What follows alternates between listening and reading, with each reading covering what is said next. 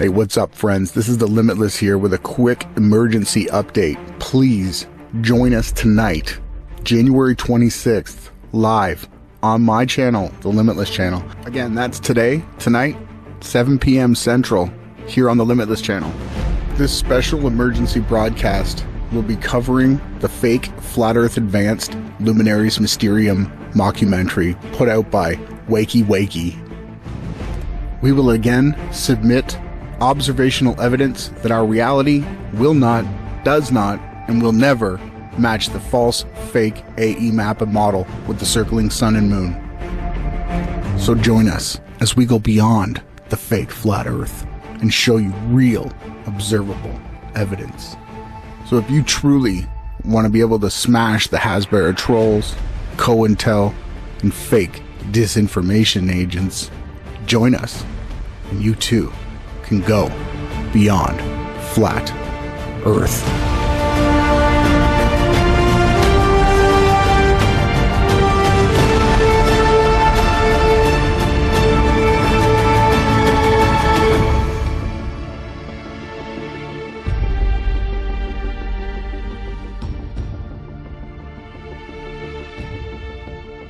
Believe me when I say that I am in the Father and the Father is in me. If not, believe because of the things I do. I am telling you the truth. Those who believe in me will do what I do. Yes, they will do even greater things. Because I am going to the Father. And I will do whatever you ask for in my name.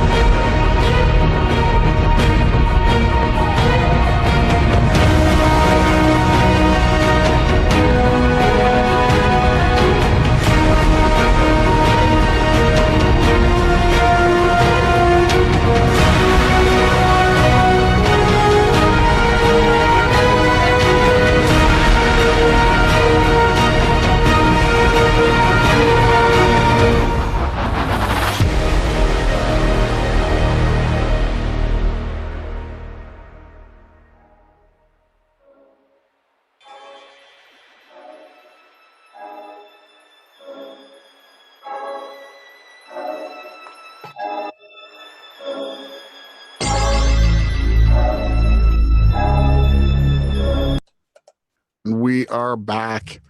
This is the Limitless Live, introducing the host with the most, Awake Souls. How's it going, brother? It's going well. We are doing a emergency exposure of this waykiwayki piece.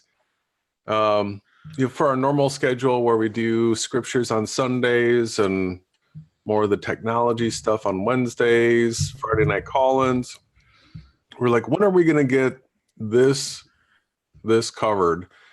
And we're like, well, let's do it now. So we'll see how many people can join us on a nice Saturday evening. And if you don't catch it live, hopefully you take the time to go through this, because what Ronnie and I are going to do is we're going to go through the waykiwayki mockumentary, and we're going to break it down bit by bit. And this is going to be tedious. And we've got the length of his video, and then we've got to stop and explain what the lie is, what he's lying about, how this isn't right, model it up correctly, all that kind of stuff. So this is going to be a little bit of a marathon. We'll probably be here for a while. Ronnie, brother, how are you? Well, I was just going to say, keep rolling it, but Mystery Babylon has fallen, will fall. I'm just sharing the stream right now with as many places as I can. And what I kind of wanted to do was just start this off by saying that I believe that waykiwayki is an active witch, warlock, wizard, practicing Kabbalah, witchcraft, mysticism. As well, he throws in Eastern tradition, New Age philosophy, nothing new. But everyone's eyes are going to be really, really wide open after we do this. This is going to be a good exposure, brother, and I'm thankful to be doing it with you. Yeah. It's just important, because what we're going to be covering is stuff that you and I have exposed as being impossible, part of the AE map and model deception. We've been doing this for years. It's ridiculously easy for us. Every point that we stop on and we say this is wrong, that is wrong, it's because we can actually cite that we've covered this. So for those that haven't been following along, Ronnie and I, when we started working together, we created a new channel, a collaboration called Beyond Flat Earth. So anytime Ronnie and I are talking in a hangout, you're listening to Beyond Flat Earth. That is what we call our hangouts, but it has its own channel. We haven't been using it as much lately. We've either used my channel, which now has a strike against it, or Ronnie's channel. But the reason Ronnie and I met each other and became aligned is because each one of us realized that the AE map model didn't work, and we were speaking up about it. And so Ronnie was looking for others, and he came across me, and turned out we're both Christians. We're both for the truth. We'll do whatever it takes. And so it's a partnership that I see no end to. And so what we're going to do this evening is go through this mockumentary. I'm sorry to say, but I don't know that there's a 10-second clip in here that isn't about some sort of lie and deception. Well, he takes the truth and mixes it. He mixes it pretty well together. And I guess one quick back before you jump right into it. Right in the beginning of Flat Earth, the guy who actually introduced me into it was named Matrix Decode. He was a nice guy. His name was Ben from Spain. He did great videos. He teamed up with waykiwayki, and waykiwayki ended up ripping him off for the keychain. They were selling AE map keychains, like a key ring. And he ended up ripping him off. And, it was just a really sad, pathetic thing that he had done. Like, if, someone who believes in all this Eastern mysticism and karma and all this, he just acted like a complete jerk to Ben. And, it was just a horrible thing to watch. It was painful. So I do have a back experience with Mark Knight, who is waykiwayki. What a shill, bringing back everything that's been debunked. It's funny because he doesn't directly tie the map in with this video, but he is basically just accepting and providing that it's actual fact that this is what's happening. Yeah, it's so riddled with cognitive errors. It's shocking. There's a couple parts that I came across that are actually true, but the way they're presented is deceptive. But generally, like COINTEL agents will mix lies and truth together into a palatable mixture, and then they incrementally remove truth from it and see how far they can go. And so this Mark Knight, he's pushing the bottom where he's very close to there being absolutely nothing true in this whatsoever. It's he's really, really close. Yeah. So I guess we can jump into it. All right. So this is fair use. This is criticism. Ronnie and I are going to go through and critique this video. That is what fair use is for. And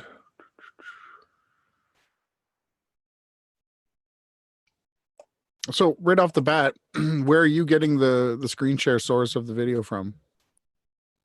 this is waykiwayki. So when I go to waykiwayki's channel, if you open up his channel to the right and open to a new tab, just want to see if he's got me blocked, because the video is not showing up anymore on his channel. Oh, really? Yeah. I don't know if it's on unlisted, but. So what do you want me to do? Open just hover over his name and open in a new tab, his channel here. Waykiwayki. Waykiwayki needs a little wakey. Let's see. Hit videos. Oh yeah, it's showing. Why isn't it showing on mine? That's so weird.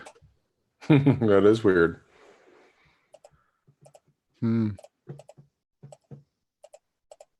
Yeah, so right away people notice on his page here these wings like this. This is a satanic emblem.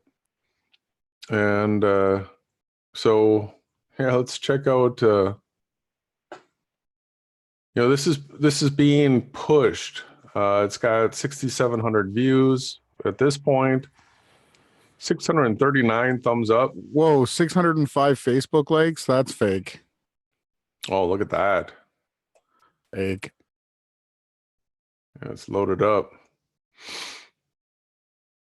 Yeah. All right. So you think maybe you just speed it up a little, like 1 1/4? All right. So he's got his little intro thing, and we'll jump.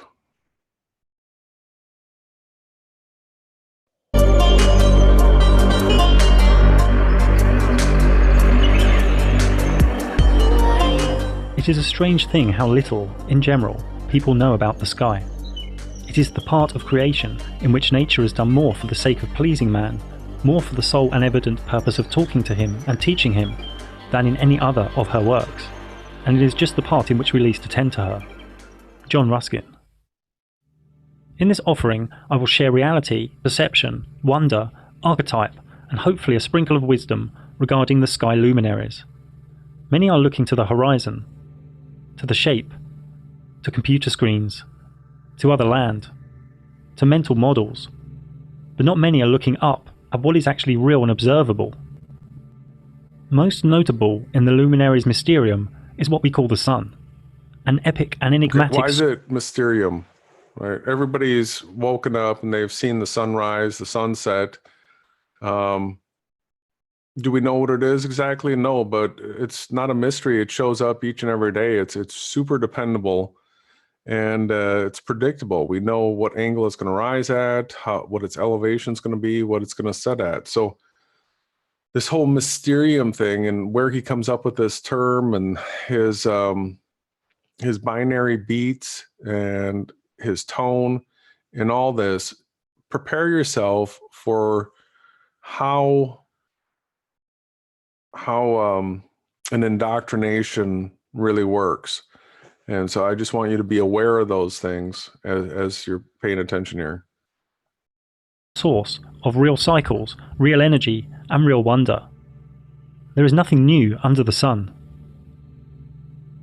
Truth is singular and eternal. The sun is a focal point of life-giving heat and light.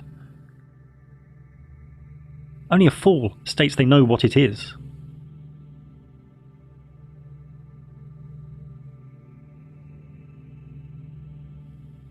The Well, we close got a sun. problem already. Right away, he's got it always hooking right in a tight circle around a single polar point. This is something that Ronnie and I have debunked long time ago, that in the south of the equator during this time of the year, from the fall equinox to the spring equinox, it's hooking the other direction around a southern polar point. So he doesn't bring up Sigma Octantis or the Southern Crux and its it's clockwise rotation. Never.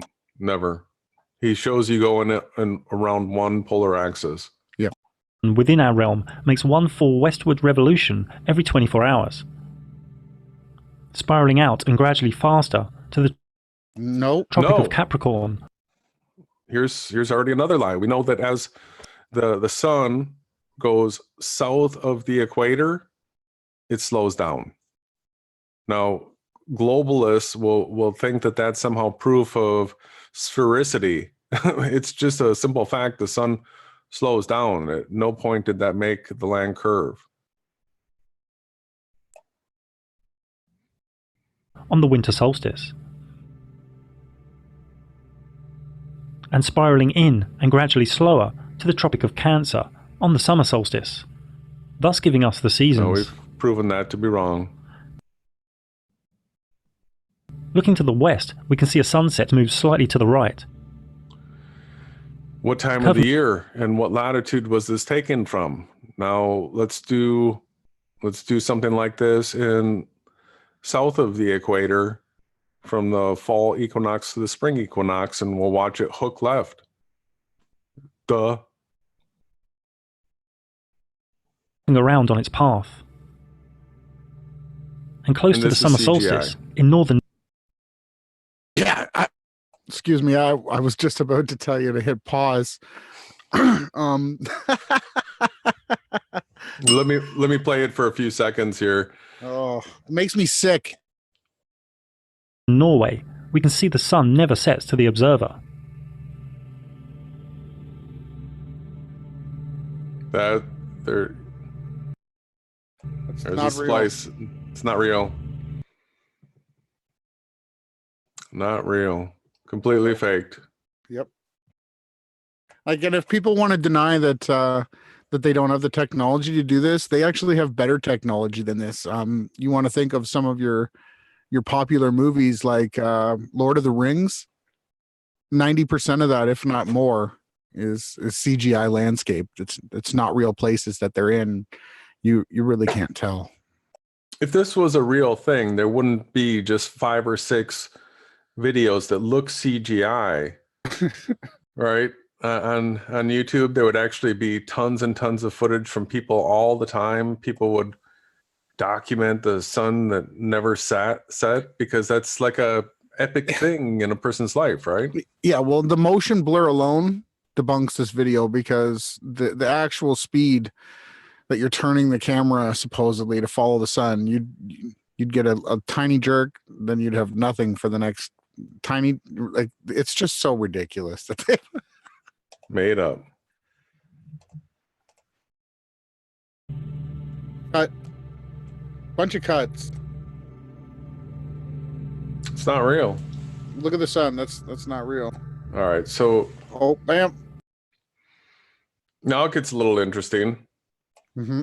Is sometimes what he's showing down, if you think of this as your personal circle of sight, whatever it is that you can see to the horizon, be it 3 miles, 10 miles, or whatever, usually not too much more than that. If this rotating thing right here represented that 3 to 10 miles, then what they're doing is correct. But when you try to line that up to a dome overhead, see, this is absolutely irrational. None of this works. It's impossible. He's showing you right now that a path on the equator, right, with the sun rising due east, setting due west, and then up above, he's showing you how when it's doing a circle, that's impossible. It's 100% contradiction right here. Nailed it. Here is another way to view the summer solstice. We've never seen the stars go around our head like that. Or do you see what the personal circle of sight there? Mm-hmm. Have you ever seen a star never set at the horizon and it just circles around over your head? No, in actuality, the sky is on a wall in front of you. It's not spinning above your head. You're looking out at the wall in front of you, really. It's parallel to the ground. The smaller dome here is a human's observable area, and the larger dome could be presented as a flat sky. This is still an unknown. Flat sky? That's what Ronnie just said. Here is another way to look at the equinoxes. See, what he's showing you as far as down on a personal scale, if this is happening in 3 to 10 miles, where the sun actually rises at the horizon and sets at the horizon, and it's hooking in this pattern, what he's showing you right now is the absolute complete proof and debunking of the AE map and model. Yep. Right, because look at where the yellow is and look at the arcing path that it takes. They've done an excellent job of showing in 3D modeling how stupid the AE map and model is right here.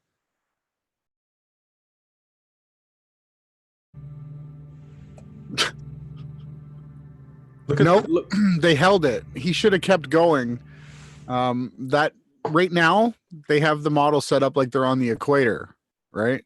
Mm-hmm. Like, and he has it here. It says sunset due west. That's what a person sees.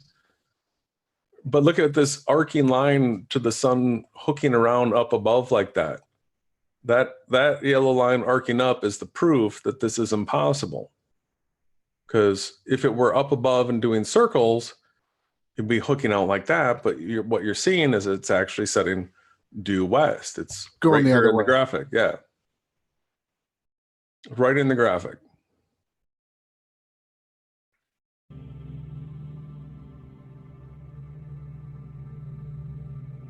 From Tenerife in June, the top is what the human eye observes. This is that Steve Torrance garbage that we debunked so long ago. Which he admitted, right?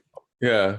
It's published by Dr. Zach, but Steve Torrance is the guy that made this stuff up, said it doesn't work.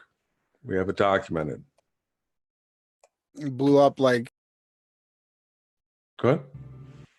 He blew up like 10 computers linked together trying to make it work, and he couldn't do it. Couldn't do it. And below is what is really going on. No. He says that's what it's really going on, but no, it's absolutely not what's going on. We all know that. Yeah, no one's ever seen anything like that, ever. Ridiculous, people. The analemma is where one takes a photo or plot point of the sun at the same time of day, from the same location, over a year. This is from Hong Kong in the Northern Hemisphere, and there is a bigger loop for when the sun is in the Southern Hemisphere, because the sun covers more distance there in its orbit. Wrong. This clearly shows that the orbit of the sun expands and contracts. That's a lie. That's an absolute lie. The analemma has nothing to do with the speeds of the suns, because we can easily measure the speed of the sun. So the further south you go, right, the sun actually slows back down, right? It doesn't speed up as it goes southwards. No, wrong. Mm-hmm. Absolutely wrong. But this is verifiable. There is an analemma. We've showed how it works so many times. There's a great website that has like a 3D modeling thing that once you play with it, you understand the analemma, and it has nothing to do with curvature, it has nothing to do with speeds of the sun. Once you actually work with the model, you'll see what it actually does represent. So let's see here. I want to talk about it and not.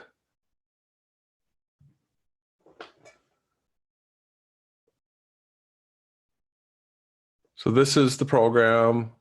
This is andrewmarsh.com. And you see that? You see the analemma there, brother? Yep. So all you got to do is grab the date slider. Here, I'll move the time so it shows up on one of these there. And watch what happens as I move the date.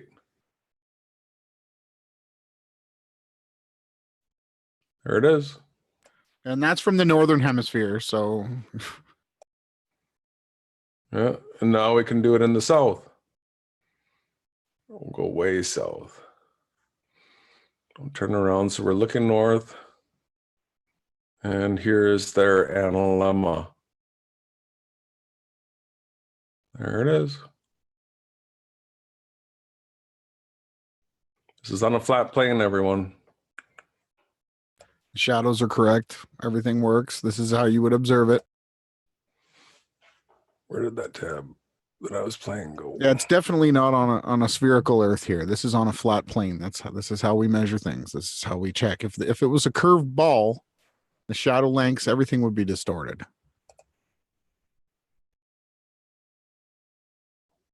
Where is the video is playing?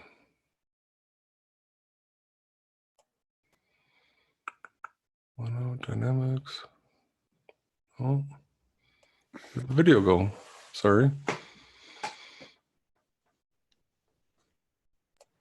Nope. I don't know where it went.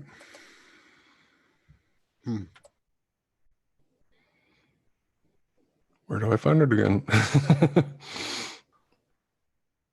History? I don't know. Yeah. Disappeared.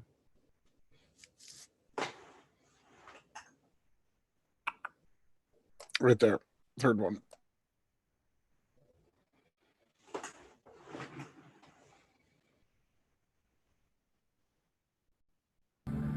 It matters not if the analemma that's not is right, taken right, from the equator or from the southern hemisphere either. See how... Never been like that before. What is that, Mars? Yeah, it's not real, man. Look at those rocks. It's not real. Is this guy joking me? Yeah. What's going on here? What is going on here? If the analemma is taken from the equator or from the southern We hemisphere showed what either. it looks like. The southern loop is always bigger, as one would expect. No! Here in Stellaria, I've set the Witness. time to 5 p.m. in Europe. No! That's this really bad supposition. Mm-hmm. That's no. One wouldn't expect that. Why would you expect that? Because you think that there's an AE map with a large 60,000 mile ice wall? No. That's why he would expect it. Well, That's why yeah. he wants to expect it. Yeah. Come on, Mark. Wake up, man. What a joke. This is 2019. He thinks this is 2014. Like he's trying to just dismiss that we've been looking at this for 4 years. Is he brain dead? Does he think Yes, that yes. nobody's been paying attention for the past 4 years? It's brand new again. He's pretending. So we might have to come back to this clip again. We're at 446. Here you have a good visualization of what the ecliptic looks like, right? And Yep. so we see the sun rise, the sunset, the moon rise, the moon set, and the path of the wandering stars all in relation to this ecliptic, right? That's correct. And they all rotate around us from rise to set. Mhm. in an arc like this. They don't circle around overhead 3,000 miles up. So let's just keep that in mind. Europe faced southwest and turned on the ecliptic, which is the sun's path. When we keep jumping 24 hours ahead, we can see the sun has completed one orbit each time. It's not this. And in late May, we can see it's getting higher in the sky towards the summer solstice on the 21st of June. And then starts to go lower in the sky towards the winter solstice in December.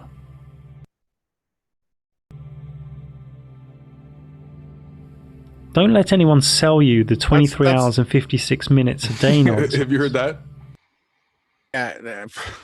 That he said, don't let anybody sell you something that nobody's ever tried to sell. It's a strategic, like that is wizardry right there. Mm-hmm.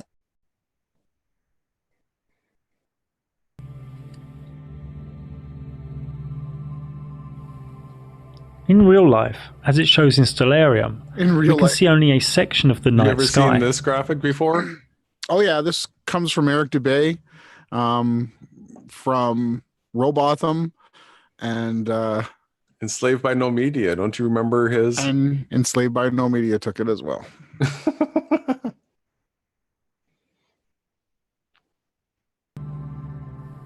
When we move, our vanishing point also moves with us. That's true. Here's the P-brain nonsense. I absolutely snapped on P-brain. He completely knew why too, right? Because nobody's ever seen the stars rotate them around like this ever.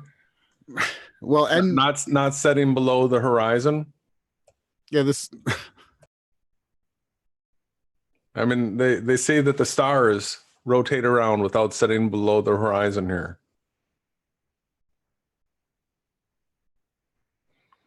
Crackheads. And therefore, what we can see in the sky moves with us too. We know the sky appears to the eye as a dome. If that's your 3 to 10 miles or whatever that you see,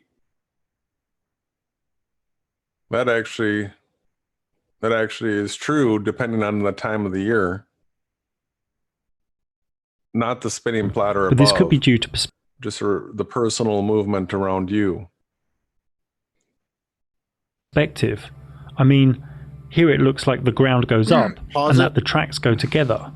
When we know... Okay, right off the top of the bat, you see what he's doing with this image? Yeah, he's got the horizon set up. He says it looks like the ground goes up. He's pointing the camera at the ground. Yes. Whoever took the shot, okay? Otherwise, the horizon would be in the middle of the picture. That's where it should be, in the center, right? You can tell just how far he's got to point it down. Keep going. No, these aren't true. The human eye's vanishing point shows us a visual reality that is not always objective. What? We simply have not unraveled the flat sky. It becomes irrational. We'll never know. What we're looking at isn't what we're seeing. Right. Wrong. You could check George Smoot and his study of the temperatures of the sky and all of the tests and simulations that he's run.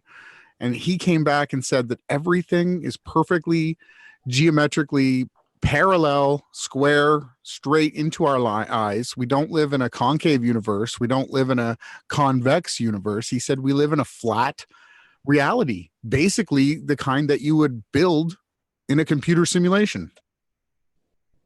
Mm-hmm. Yeah, and they're saying that the stars are rotating around above us like this. If anybody's ever looked up, it's clearly not rotating like it's a record player spinning above your head. So remember this video, right? Just to quickly jump in. Yeah. Play here.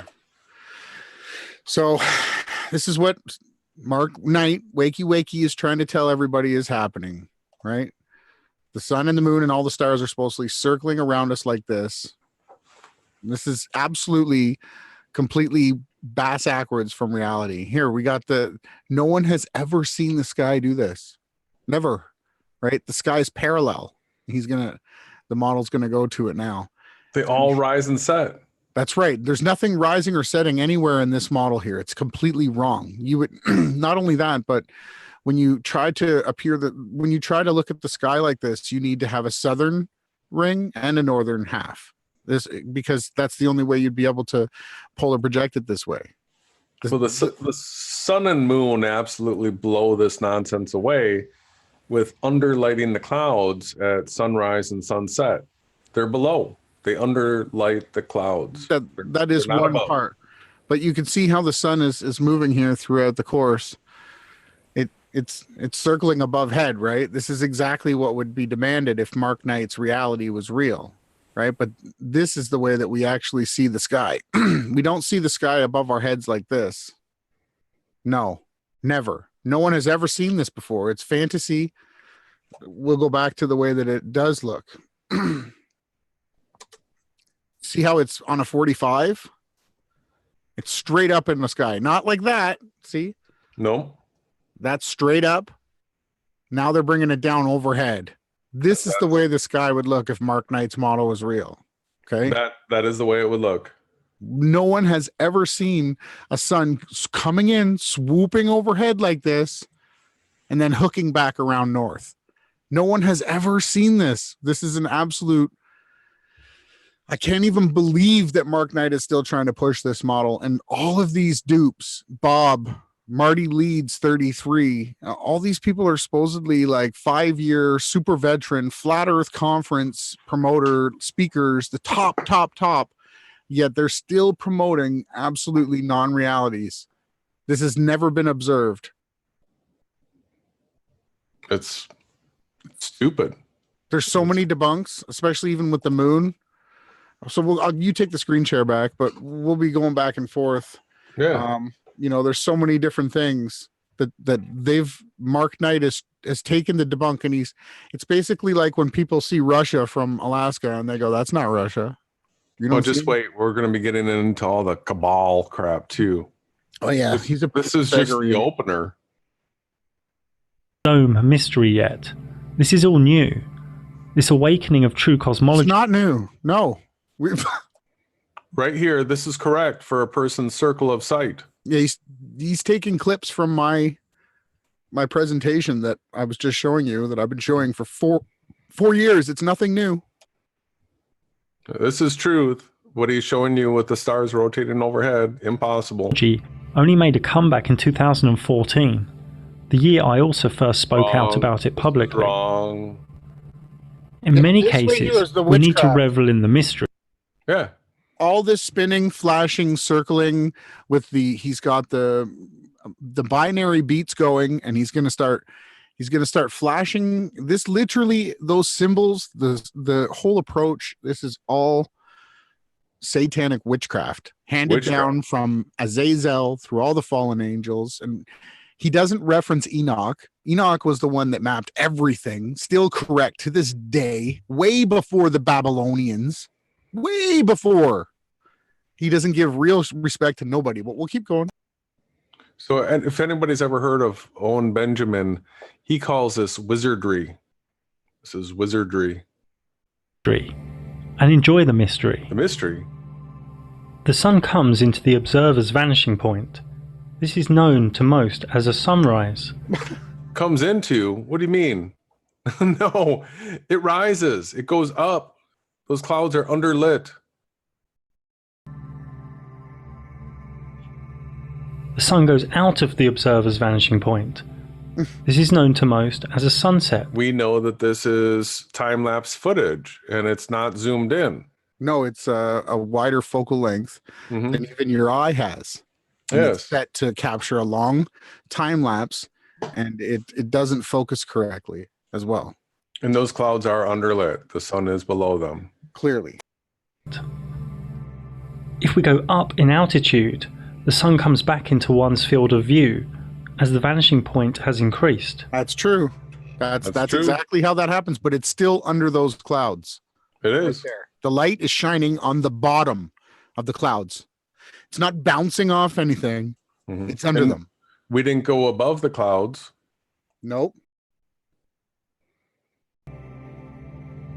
When the sun sets in Japan, it's at its zenith in Madagascar, and also rising in Florida. Some ballpark trigonometry shows the sun is around 2,000 to 4,000 miles away.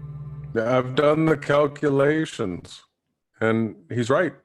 The trigonometry will tell you that it's anywhere from 2,000 to 4,000 miles away, but anybody that has a brain will understand that the sun was below the clouds in that footage that he just showed there. But then he admits that right here. Well, that is, if it is an actual thing within the rules of known physics, which it possibly isn't. Thank you for the admission. Now, these sunrises and sunsets often appear as different sizes. Huge. Now he's trying to discredit the size of the sunset because he showed you a tiny one going off in the distance. and now he's going to blur the lines with atmosphere and a whole bunch of other things, right? So yeah, basically all we've done is we've increased the focal length to the distance of the sun. So we've zoomed in on it, right? And you'll get a larger sun. It has nothing to do with the sun being a different size. That has never been ever done. Mm-hmm. This is due to one or more of the following: the observer's position, land contour, sea temperature. Did you see that, son? I think that last picture was CGI. The observer's position, land. This one here, yeah. Oh, that's probably Canagoo. Yeah, I think it's been created. I think it was a picture of a sun with clouds under it and behind it, and they've cropped it, zoomed it down, and put it into this shot because it's way too dark with the reflection on the water. It's not this isn't real. And as well too, if it was real, you can clearly see that there's underlit clouds. Underlit. Land contour, sea temperature, atmospheric haze, and atmospheric temperature. So how high is our sun? We have seen evidence. Depends on what part of the day, because at sunrise, it's right at the horizon. It's below the clouds. At midday, it's overhead above the clouds. And at sunset, it's right back down at the horizon again. Of localized hotspots.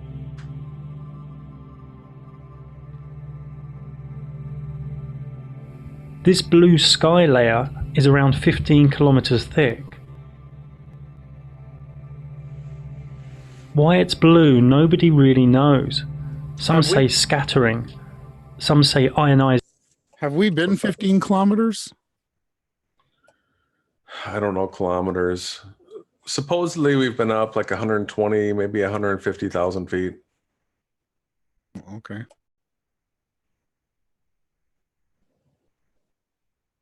Gases. Others say plasma. The truth is, it is also a part of the Luminaries Mysterium. Binaural beats is pretty intense in this, huh? And I've got the volume down on it. Or no, it's back up. That looks like CGI. This puppy isn't 93 million miles away. If you believe that, then you've had too much exposure to government scripture. I've even heard rumors that some lovers love each other so much. Let me bring the volume down a little. He's already relating lies of science to scriptures, right? He's already trying to tie it together. Oh, yeah. That they have a child, and then they give the child away most of the week to centres that program them with government scripture. But that's all for another time. The sun doesn't have flares, but it does have sunspots. Nobody knows what these are or what creates them. But they do help us prove that the sun above oscillates, which appears to the observer as rotation.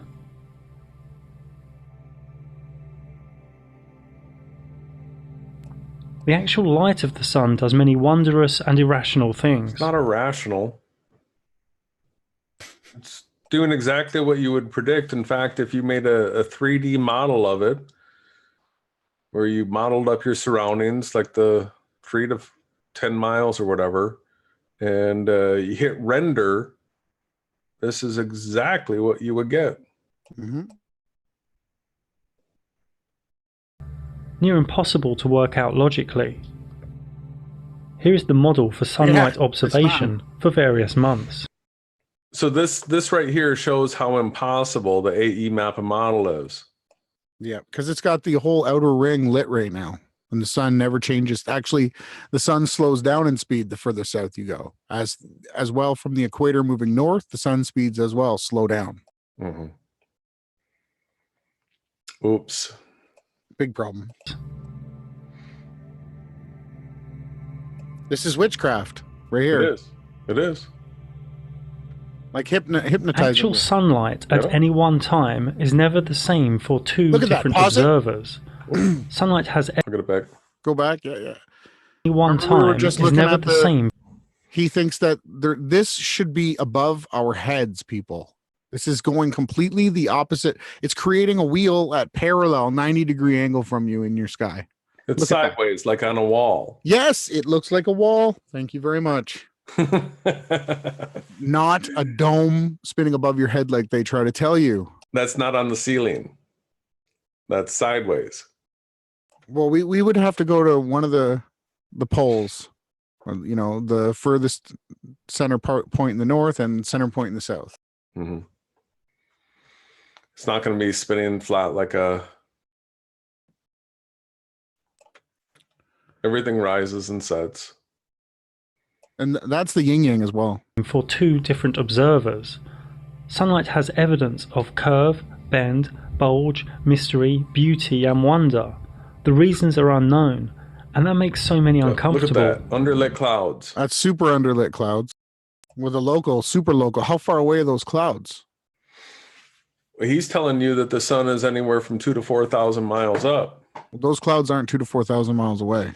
They're not. And they're underlit.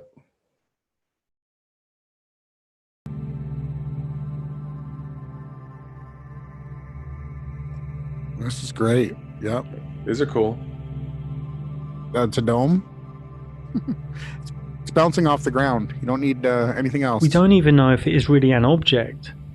We do know it is a focal point of light and heat. 1,000 points For of me, light. it is probably intelligent. Do you remember this thing? Yeah, this is the thing that broke the Steve Torrance's Bitcoin mega machine, right? Yeah. This is what, toroidal magnetic Earth 2.0 or something? This doesn't work, people.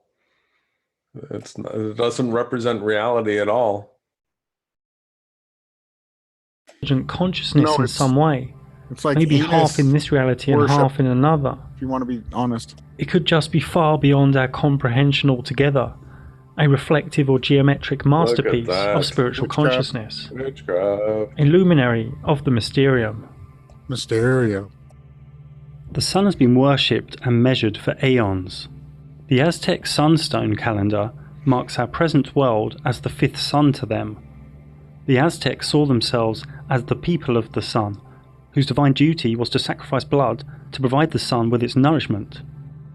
In India, the Konark Temple of the Sun in Orissa, from at least 2000 BC, has complex and intricate sundials. Yeah. These 24 wheels use complex and detailed shading and measures a magnitude of different units of time and cycles, mostly from sunlight. All around the world there are symbols for the sun, and temples aligned to the sun, marking the solstice and equinox. So all those things that they've created prove how amazing the creator really is, because everything has stayed perfectly on its course, absolutely destroying the idea that anything is random. Or the Earth is a spinning ball flying through space with the orbits that they describe. Yes, because forever they've been able to make these sculptures and put the buildings aligned to the path of the sun, the moon, and the stars, and it always matches. It's never changed. Yep. Astrologically, the sun represents one's basic personality, ego, and outward vitality.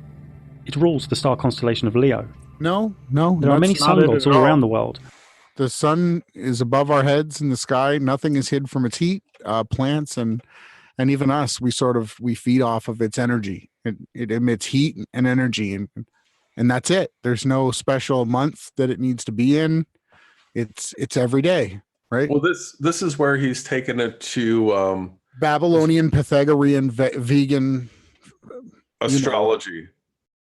Yeah, he does that. You can pay him. He gets your birthday and he does all that and tells you what months are your power days, and Mark Knight, waykiwayki does all that. And who are these people here that are being represented? These are the Egyptians. Woo! Yeah, that's the Egyptians and Babylonians, man. That's where Pythagoras got all of his stuff. And Kabbalists, we'll be getting into the Kabbalist stuff soon. From Egypt to India and to the current Jesus archetype in Christianity. No, this is where he's going to try to. So, do you want me to throw the smackdown here? I do. I really want you to slap this silly.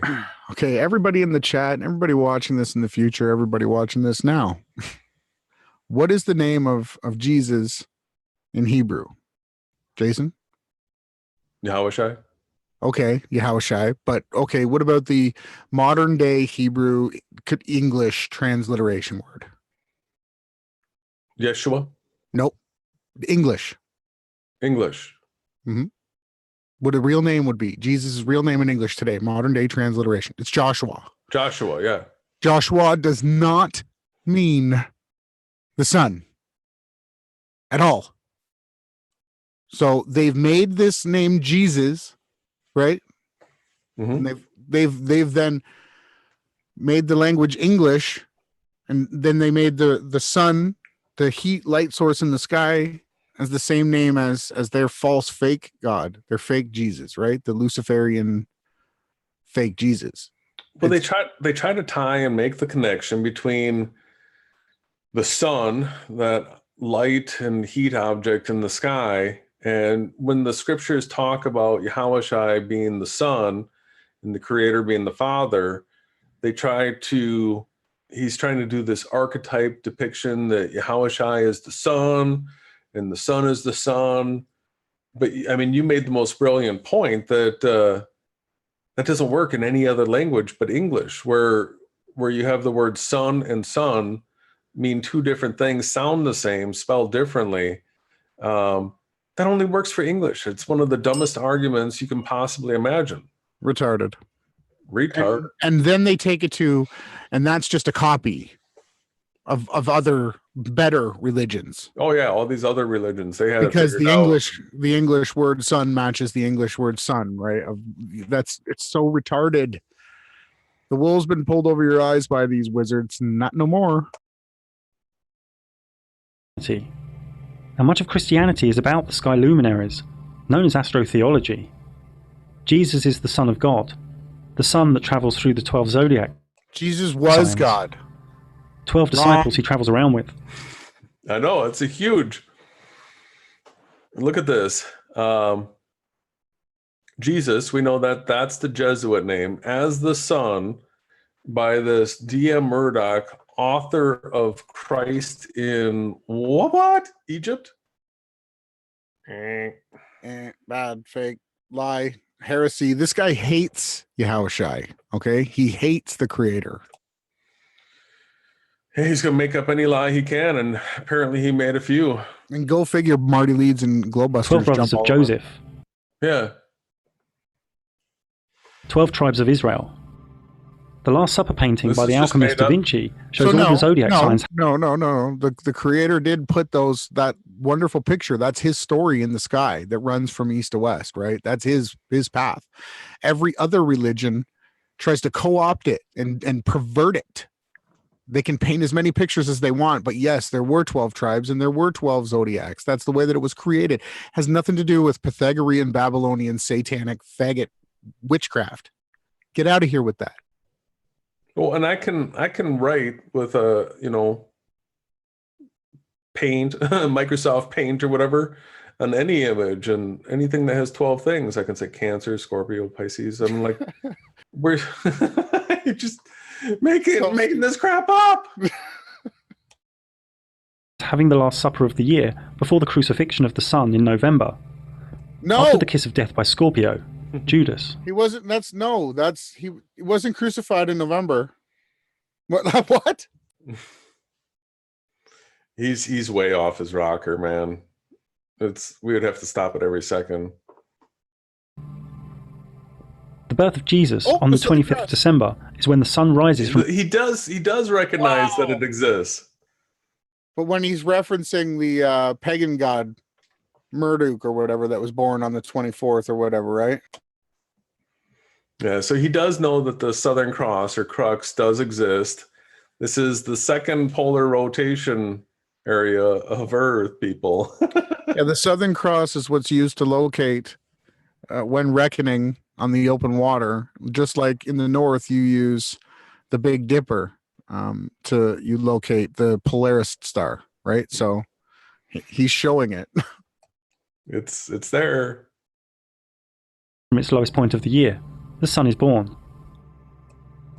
Now these stories you can find in other sun deities that are much older than Jesus. Nothing to do with Holy Scriptures. He's just trying to bash on Yahushua here, but he calls him Jesus. The Roman Emperor Constantine, pretty much the founder of Christianity, was a sun worshipper, even after he gave Christianity to the masses in the early 4th century. He tried to co-opt it, right? He also changed Who was the day the of... founder of Christianity? It wasn't. It was Peter. Peter was the rock that the church was built upon. Peter, Yes. not Constantine. Not Constantine. No. worship from the Sabbath to Sunday. You're supposed to worship every day. The sun was a big part of the secret but it recipe. probably was changed for satanic reasons by Constantine. Right? Look at this picture. What we got going on here? We got trans. We're starting to get into the whole trans agenda, which is Kabbalah, which, even angelic understandings aren't, masculine or feminine, but this earthly representation of it is all demonic. It's all satanic. Every part. You're not supposed to earthly, Look at all the nonsense in here, man. You've got the Phoenix. You get the naked Adam and Eve that are tied up. Look at the thing with the horns and super satanic. Super satanic. For the Hermetic alchemists, for the creation of the Philosopher's Stone. And it sits at the center of the Kabbalistic there we tree. go. This has been my new pet peeve. This right here, the Kabbalists. I know what the Kabbalists are responsible for. They're responsible for the heliocentric lie. This is Mystery Babylon. That's what this is. Of life. Well, wait. In the Srimad.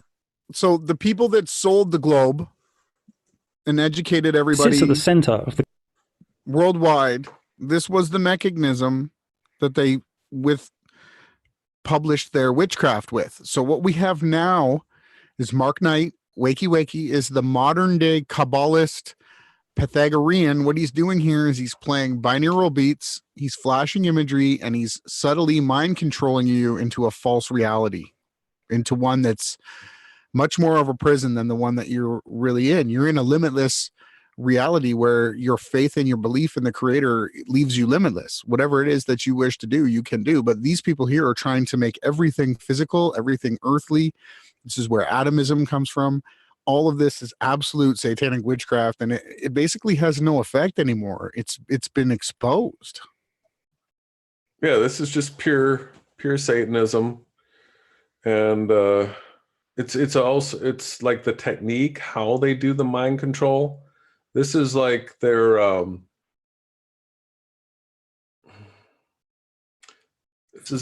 instruction manual. This is their reference chart.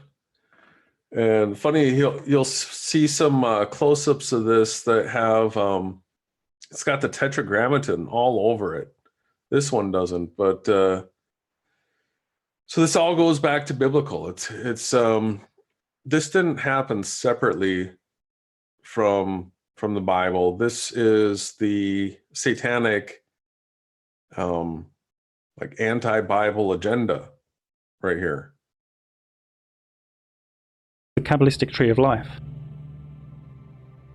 In the Srimad Bhagavatam, It states in 11:22:31, sight, visible form, and the reflected image of the sun within the aperture of the eye all work together to reveal one another. So then But he the shows you original a picture sun of a standing in the sky sun is self-manifest. a penis and balls in it, which he's already referenced other little g gods with the sun as their genital areas. He's this is still more witchcraft, more like Jesuit, Constantinian, Pythagorean, Babylonian. How deep does this have to go? Oh, it goes deeper. Manifested. Similarly, the Supreme Soul, the original cause of all entities, who is thus separate from all of them, That's acts by Yahweh. That's the creator of this world. YHWH. the illumination of his own transcendental experience, as the ultimate source of manifestation of all mutually manifesting objects. That's Yahushua that brought Democritus, in BC, said, Yeah, look at this guy. Democritus. What is he doing there? He looks like he's not doing something good. He's disgusting. Yeah, he's one of the super nasty ancient Greek philosophers. When it comes to math, he's really responsible for the screwed up crap that we have of math right now.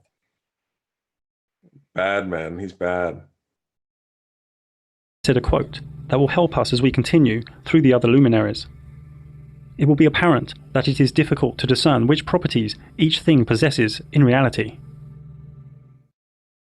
The moon is the other large luminary in the sky. It has always been an enigma. Pac-Man symbol? It has always been worshipped, and energy through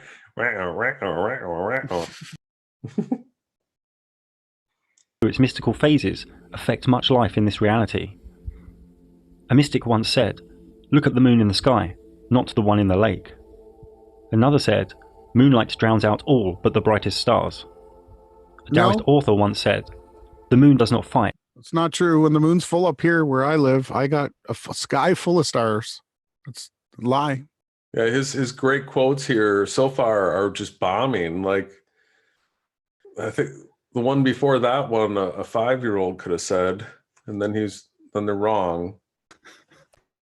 Whoa. Did he just make these up himself? Yeah, the other one. What? It attacked. The other quote with the reflection was a Bruce Lee play on, because Bruce Lee was teaching a kid and he was pointing to the moon, and the kid kept looking at his hand and he smacked the kid and said, "No, don't look at the hand pointing, but actually look at the moon." That's where he stole it. It's no one. It does not worry. It does not try to crush others. It keeps its course, but by its very nature, it gently influences. Enoch told us that. The moon is the same size and distance as the sun, and follows close to the sun's path, the ecliptic. The moon takes about 24 hours. How did he go from the ecliptic to this? Yeah, this is nonsense. Look at the map that he's got there too. Look at how it's like positioned. Irrational. And 51 minutes to complete a revolution above us, slower than the sun. The moon is always close to the ecliptic, within 5 degrees That's not above. the way the ecliptic looks. Look at the map he's got here. It's similar to the one that we use, closer, but it's all skewed, and it is. It does go to 2 polar points, sort of like ours, but it's chopped off and skewed incorrectly. Yep. But the way that they show the moon phases and stuff, the way that it rises and sets, these things we can actually measure in the sky to a certain angle and degree, but it doesn't. We can't measure it like this. It'll have a rise. My arrow, if I could point, I can't, and then a set on the other side of the circle. He's got it parallel again, where no one has ever seen that position. This is ball earth dogma that he's selling here. Mm-hmm. Or below. It also comes and goes. And you already showed that if this was real, a person from South America, from Australia, and from South Africa would all be seeing, different sides of the moon, right? We only see the one face, but in this model, you would see the entire bottom of the moon and never see the top of it. But we see it from the side. We do. just like we saw with the sun. The moon crosses the sun's ecliptic approximately every 2 weeks. These crossings are known as lunar nodes. If it crosses the ecliptic at full moon, we have a lunar eclipse. If it crosses the ecliptic at new moon, we have a solar eclipse. Remember this for later. Yeah. The moon takes an average of 29 days, 12 hours and 44 minutes to go through one lunar month, one lunar cycle, from new moon through waxing, full, waning, back to new moon. Because of this motion, Look the at moon this. has a point in time each lunar month. Absolute. That's no. No. Well, I think what they're doing here is with bad syntax, bad verbiage. We've talked about how the moon does appear smaller and larger, right? Like super moons look Sure, yeah. large. So if you use the word perigee for when it's larger and apogee for when it's smaller, use that terminology, not applying it to a heliocentric model, but just it's Closer or further away would be easier to say. closer or further away. And I think he does sort of say that here. When it is closest to the Earth, perigee, and a point in time where it is farthest from the Right. Earth, apogee. But he's making up the The scale. sun moves faster He is. That's all I wanted to point out. than the moon. The sun catches up with it, creating a new moon. No. No. Like, look at this model, people. If the sun was catching up to the moon, what would be happening with the shadows and all that? What would you be seeing? You would be seeing eclipses all the time. All the time. Remember Anthony Riley? He made like a $10,000 bet or something that there's an eclipse every month, and then when he was held to the fire to find the proof, he had to shut his channel down. Yeah, if you look at right here, right, this is the moon in the model, and here's the sun in the model, and he says it's catching up, right? Mhm. So if you're in Mexico City right now, boom, there's an eclipse, right? Mhm. This would be happening all the time, every month. Everybody would be getting eclipses from different. Say, it isn't real, people. Not real.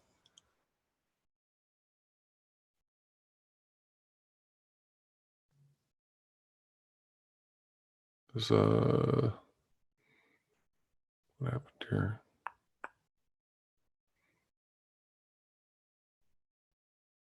And then speeds ahead of it. More accurately here, we can see the lunar phases are caused by the relative geometry of the moon to the sun in the flat Earth sky. No, just made that up. It's not real. These two luminaries are linked by what one could call pranic, magnetic electro, or chi energy. Magnetic The electrode first or quarter chi moon energy? is when it Just making that up. This is witchcraft again. is the half colors. illuminated Oh, yeah. It's, and occurs when the sun and moon are 90 degrees apart hypnotic. in the sky. At full moon, the moon is fully powered and fully illuminated, when No. the sun and moon are 180 degrees apart in the sky. So when the moon sets, when the moon rises as the sun sets, it's a full moon, right? So he's saying that's 180 degrees. It doesn't work at all on his map. It doesn't at all.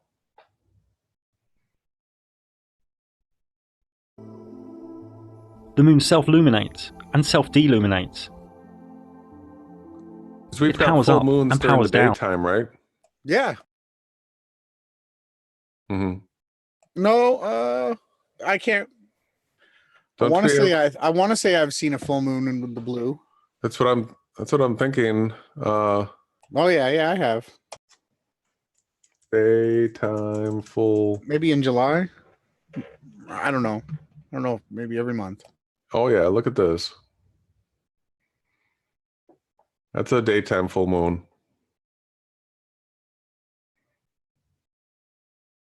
Right? So Mhm. he's wrong.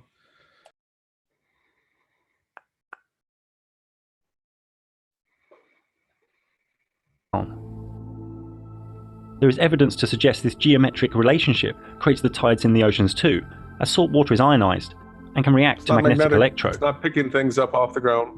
Another way of talking about the motion of these luminaries is to say the moon travels 14.5 degrees an hour and the sun 15 degrees an hour. So the moon loses 12 degrees a day on the sun. People are okay that the sun is self-illuminating. People should also be okay that the moon is self-illuminating. So that 15 degrees again, that's what Bob said he picked up with the drift, right? So Enoch told us that the moon travels at a seventh less than the speed of the sun, and it's a seventh of its brightness, right? I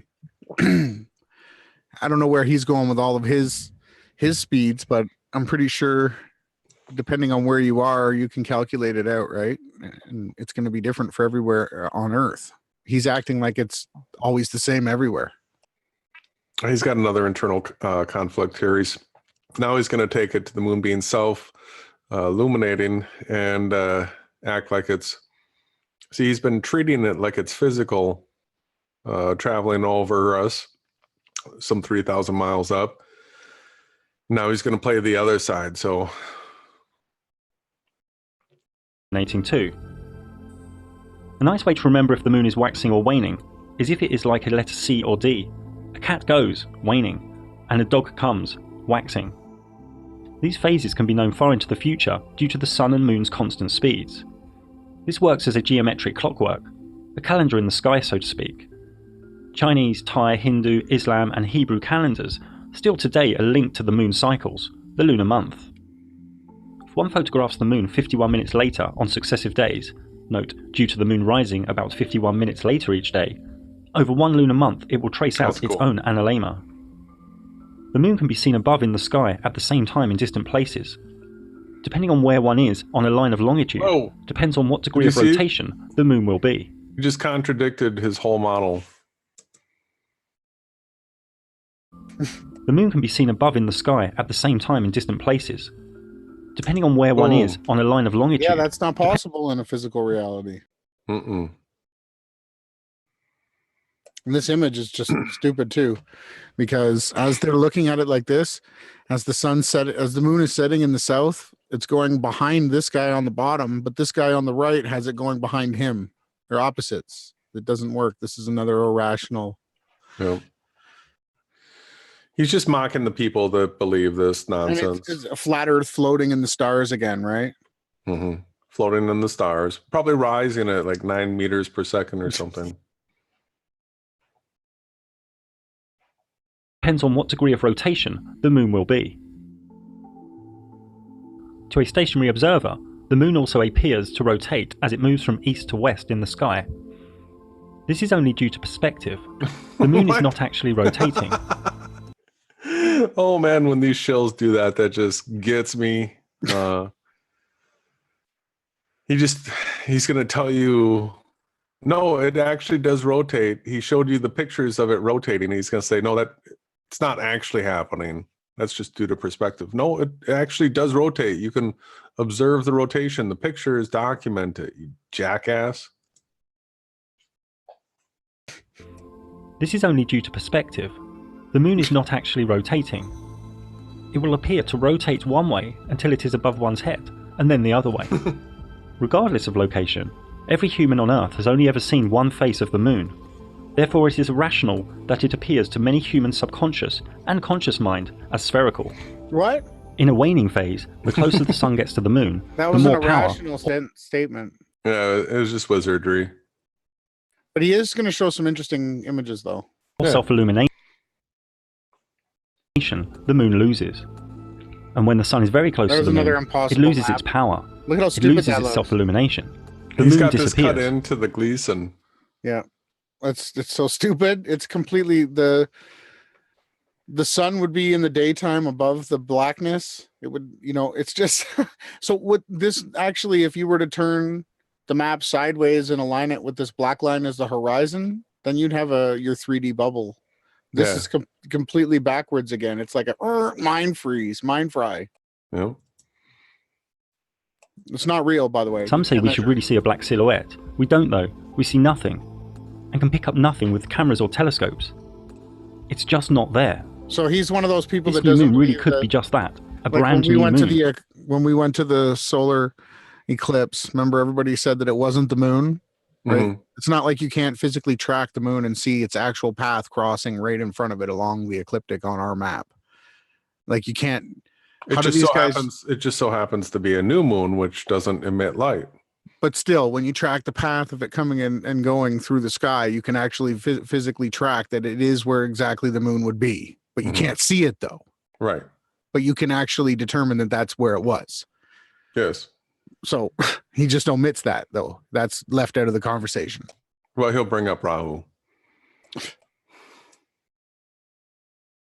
And we will layer up on this information later. Then a few days after new moon, at the waxing crescent phase, one can see the slither become illuminated, and the moon starts gaining its power again. Even at other times during the lunar cycle, we can very rarely see something appear to go through the moon, and in this footage, it is unknown if this is a star, wandering star, or a high-altitude drone. At other times, the moon appears as though the blue sky is coming through the moon, but the moon is higher than the layer of blue sky. So is the moon semi-transparent here? Is the moon not totally there in these instances? When the moon is half illuminated, is the other half there or not? Again, the Luminaries Mysterium has not given us a clear and rational answer as yet. We don't know. We have to continue to revel in the mystery. Revel in the mystery. We don't know what the moon is. So that's that satanic agenda right there. We'll never know. We can't figure anything out. We're too stupid. We get this constantly. You could have left the music going.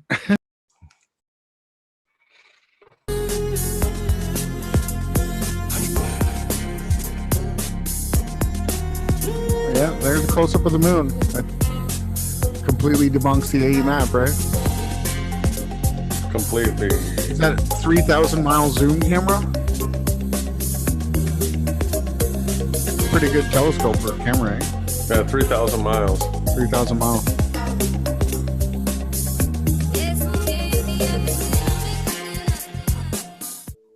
Although We don't know at what 20 craters miles, are. things truth, have actually just become so deteriorated you can't see any detail whatsoever. Are just different shades of light and dark. Worth noting though, that in the electric universe community, laboratory experiments using electric arcs by plasma physicist C.J. Ransom created craters. Is the mainstream story for the 22-degree halos another wild myth? This is the only good it's part almost right here. as if the moon and sun are piercing into this reality, or piercing into a layer in our sky. Both look like spheres to our subconscious, but simply this cannot be so.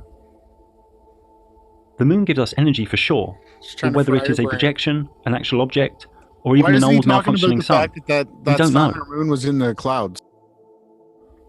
The word eclipse comes from a Greek word meaning abandonment. Agenda. Quite literally, an eclipse was seen as the sun on a solar eclipse and moon on a lunar eclipse, abandoning Earth. What? The lunar eclipse is only possible exactly on a full moon, when the sun and moon are directly opposite, and also when the moon is... No! How would that do an eclipse? I'd love anybody to explain to me how this would ever cause any eclipse to ever happen if the sun and the moon were opposed to each other like that. Both 3,000 miles up. We're going to get an eclipse from that.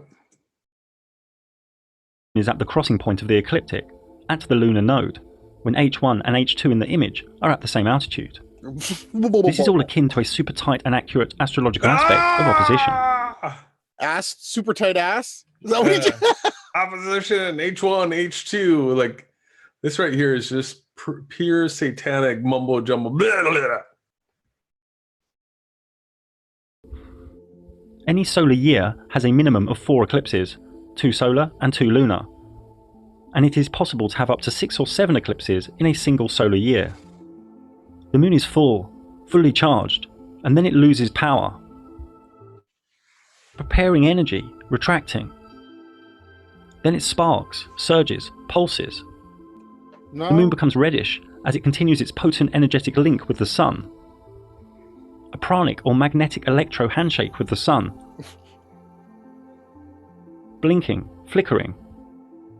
It seems to be a reset of sorts, or more wildly, a malfunction or false kickstart of an old sun trying to recharge itself. And then it regains power. No. The lunar eclipses are seen where it is nighttime, Crackpot theory. and over a massive land space with the same intensity. They last for a few hours, much longer than the minutes of a solar eclipse. Look at that map. The change in colour during a lunar eclipse is seen. Yeah, they've been throwing the whole gamut out, huh? I'd love to see somebody do the flight from Sydney to Santiago on this map, though, man. Imagine if you went east. What's gonna happen? Let's do the annotate. Sydney to Santiago. Come on. That would be a heck of a flight. And look at how small Russia is compared to South America. Come on. Cape Town to Sydney, Santiago to... Is that... none of that works at all. That's absolute nonsense. Look at the size of South Africa, man. I know. Look at South America. Yeah, that's what I meant. South America. Wow. It's the largest landmass, right? Oh, these crackheads, man. I think they're on like Joe Rogan's ayahuasca crap, man. Ayahuasca, yeah. MDMA. The MDMA! Seen simultaneously by people in different continents. And because of this, the obstruction theory from old Vedic myth is impossible. Did you catch that? He just tells you that Rahu is impossible. I didn't catch that. Yeah, here I'll say I'll play this back a little. Changing colour during a lunar eclipse is seen simultaneously by people in different continents. And because of this, the obstruction theory from old Vedic myth is impossible. No! The theory that it is obstructed by... Hang on. He gets a bell ring for that. But actually, QNF did a good video, and everyone can go check that out. He had things that didn't match reality in any way, the way that the colors worked in different parts. This is still, we're still working on that, myself at least. I love the fact that he put in the debunk of Rahu so slick like that. Another celestial body, such as Rahu, Ketu, Shadow Planet, Mount Meru, Black Sun, or Lilith, is easily debunked, as it would only be visible in a small location. You see, with this lunar eclipse, any obstructing body would be huge, many times bigger than the moon. The solar eclipse has caused fear and been associated with myth, legend, and superstition throughout history. Even today, an eclipse of the sun is considered a bad omen in many cultures. No, it's well, esoterically and astrologically, I would say never make a big life decision near or on an eclipse. Only unless you really know what you are doing with bringing the energy down and harnessing it. Has no effect on you. Predicting eclipses has been going on for millennia too, as early as 600 BC by Thales. Saros astrology can predict eclipses, and this goes back to Chaldean and Babylonian astronomers. Going back to Babylonian. Yeah. Mystery Babylon revealed. Like, didn't he see your eclipse video, is only possible exactly on a new moon. When I the think sun so. and moon I think that's probably why he felt urged to put out this information piece.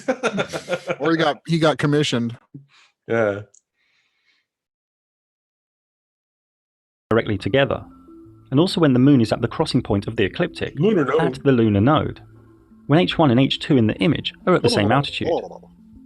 This is all akin to a super tight and accurate astrological aspect of conjunction. Now, many strange humans think there is 93 million miles between these two luminaries, and one is 400 times bigger. This is where the moon is. It cannot be anywhere else. But as we saw earlier, the moon is transparent, stroke disappeared, at this time. We believe the moon is passing over the sun. It should be. But looking at these filtered images, nothing is there. It matters not what one does with telescope or imagery software. There. One cannot find a trace of the moon. It is as though the sun eats itself. It's really important you understand the moon is not there. Then you might wake up to the magic and mysticism It's just not visible of this realm we are in. It's like the opacity has been turned off. Well, it's still opaque because it blocks out the light. Mm-hmm. But the light from the sun is too powerful behind it. Mm-hmm. I guess. Well, we know that it's just all modeled up this way. This is the way the creator designed it. Yeah, but the sun isn't eating itself. No. Totality during a full solar eclipse can only be seen from a very small area on Earth. On the right. This area is usually about 100 miles. Wow. I guess South America is growing quickly. Excuse me. Oh, this makes me want to be sick. North America really shrunk in that one. Whoa. Where's the AE? Or 160 kilometers. Yeah, the AE people didn't bother to model this up. This is from our heliocentrist friends. Wide and about 10,000 miles or 16,000 kilometers long. Areas outside this track may be able to see a partial eclipse of the sun. This thin strip is pure flat Earth truth, as a shadow is never smaller than the object pure casting flat it. Earth truth. And then he like some profound truth. It has nothing to do with the shape of the Earth. Many think the Vedic dark luminary of Rahu covers the sun. Rahu, the god of darkness, the black sun, the shadow planet. It's no god. This cannot be true, as the total solar eclipse lasts for only a few minutes at any given place. Done, gone. But that's what these New Agers love, is Rahu, Rahu, Rahu. It's funny that their big New Age leader is taking it away from them. Oh. Impossible, he said. Objectively, all we know is the sun appears to eat itself due to the pranic handshake. A resetting, a new sun cycle, a refreshed sun. The Vedic myths of Rahu and Ketu are simply archetypes of the lunar nodes. So and their myths when him and Mark came out, when him and Eric Dubé came out and they were using the Eastern stuff, I went and took, some time. Well, this looks more Muslim though. Okay. But the map, the plane of reality that we live on is always depicted as a square, by the way, with the spherical heavens around it. Yep. Just wanted to point that out. 4 corners. The Vedic myths of Rahu and Ketu are simply archetypes of the lunar nodes. So we got our as above, so below. And what is this, like X-Files? He's got like this. We got aliens down below. What are those things? Fallen angels, you mean? Serpents. Yeah. Ooh. It's not good stuff, guys. Creepy. Yeah. All as above, so below. Spoke of at length in my Free Moon pyramid. Come on. This is his book, man. He's got a pyramid on his book? It's free. It's free, he said. And I think that he's also got it looks like some sort of a phallic symbol underneath the Sphinx, into the... It's bad. It's gross. What a creep. There are 3 types of solar eclipse: partial, annular, and total. The difference between a total and annular eclipse helps to confirm that the moon moves closer and farther from us, perigee and apogee. It was nice. I wrote a thesis in the moon book about whether the moon could be an old malfunctioning sun. No! Let go of old notions and listen to the logic. These guys just come up with theories. The moon is the same size and altitude as the sun. Let's make it up. The moon travels in almost the same trajectory as the sun. The moon is a little slower than the sun. The moon's power and charge is directly linked by its geometry to the sun. Both affect plants and animals, and all life on Earth. Look at that shot. That's both 3,000 miles away. Magnetic electro in their nature. I don't there are think many so. ancient myths as to which sun we are in. For example, Aztecs say we are in the 5th sun, and my Free Moon book contains many other supporting myth, legend, and pantheon. 6,000th year. No need to talk about the moon is awash with mystique, myth, superstition. Here you got the owl. Yeah, Moloch worship. Moloch. Moloch. And it all leads back to Babylonian superstition, and esoterica. Yep. The new moon is like a start of a wave, the start of new intentions. The full moon is like the crashing of the wave, and the waning moon He's just is making like this the crap decay. up. It's like the. Well, I just wanted to comment on space as water in the chat. Hey, everybody in the chat too. We super love you guys asking questions and discussing things amongst each other. But the moon is. I watched the moonrise just after the eclipse the next day, and if I had a zoom camera, I would have been able to get the same type of shots. The moon does look large, but it's because the angle and the distance to the horizon is due to the size of the moon being like that. With your zooming in, you're increasing your focal length by zooming in. You're just blowing up the image that your eye's taking in, right? The moon and the sun sometimes do look monstrous on the horizon. I've seen it with my own eyes. Mm-hmm. Yeah, they're bigger and smaller. So I guess the question is does that represent closer and farther away? I would lean that direction. We don't have. It doesn't look like CGI to me. It looks like, early 2000s photography zoomed in on a moonrise and a mountain in between. It could be fake, but who knows? Well, it didn't look that Decay good. of a wave retreating. A healthy woman in her power has her menstrual cycle during or near full moon or new moon. It is more beneficial esoterically to fast or cleanse the days before a new moon. Esoterically. Keep in mind, everybody, Ronnie and I are critiquing this from a Christian, Bible-believing standpoint. We're not into any witchcraft or wizardry. No. At full moon, the pineal gland opens more, and the spiritual veil is thinner, so to speak. Most humans have dense energy, losing the five senses. I know, this is just pure esoteric, new age nonsense. Personality matrix, and are disconnected from the moon's energetic cycles. This is what witches pay attention to, though. They actually do decide, like, I'm going to do this curse now because of this moon and that curse because of that moon. Bad. The moon phases also affect the planting of crops and plants, and many, many other things. In astrological terms, the moon is one's soul, emotions, moods, and subconscious, and is home in the sign of Cancer, which links to feelings, trust, intuition, nurture, and mothering. Just a luminary. It's just the a moon light has in the over sky. 100 deities from all around the world, dating back millennia. Not to These worship cover it. moon worship, adoration or veneration of the moon. He's glorifying all these different. This is Antichrist. Yeah. He's gonna come with the Azazel. Watch this. Moon, a deity in the moon, fertility, or a personification or symbol of the moon. Most notably Diana with the Romans, and the Romans earlier and Greeks, Greek. man. We've been covering this. Pythagoreans. Mm-hmm.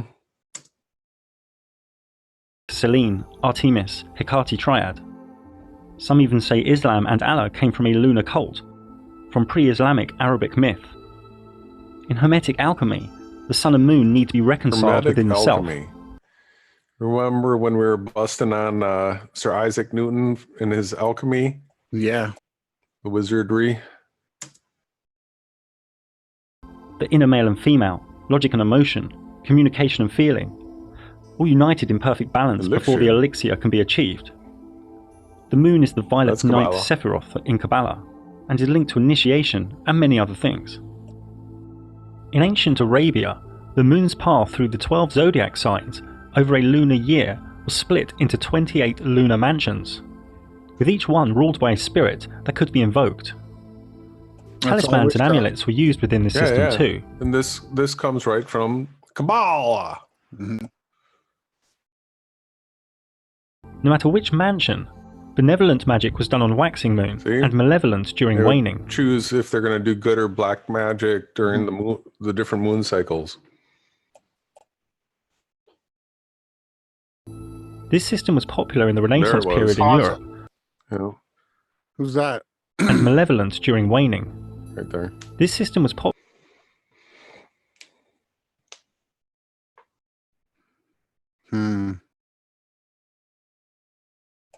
People see that, right? Azazel Azazel pulling out the tree. killing it, right? Azazel. Azazel. It's pretty satanic. Pretty. Popular in the Renaissance period in Europe, and one can still find it in use to this very day. Her charms are for sure a mystery unto herself. Witchcraft. The word planet comes from the Greek word planetos, meaning wandering star. The wandering stars are 8 specific luminaries in the sky. From the left in the image, Mercury, Venus, Mars, Jupiter, Saturn, and the dimmer and slower Uranus, Neptune and Pluto. The wandering stars are rays of energy, and they represent certain ideas and archetypes that all ideas and archetypes root back to. A conception of the universe, inside you too. The macrocosm in the microcosm.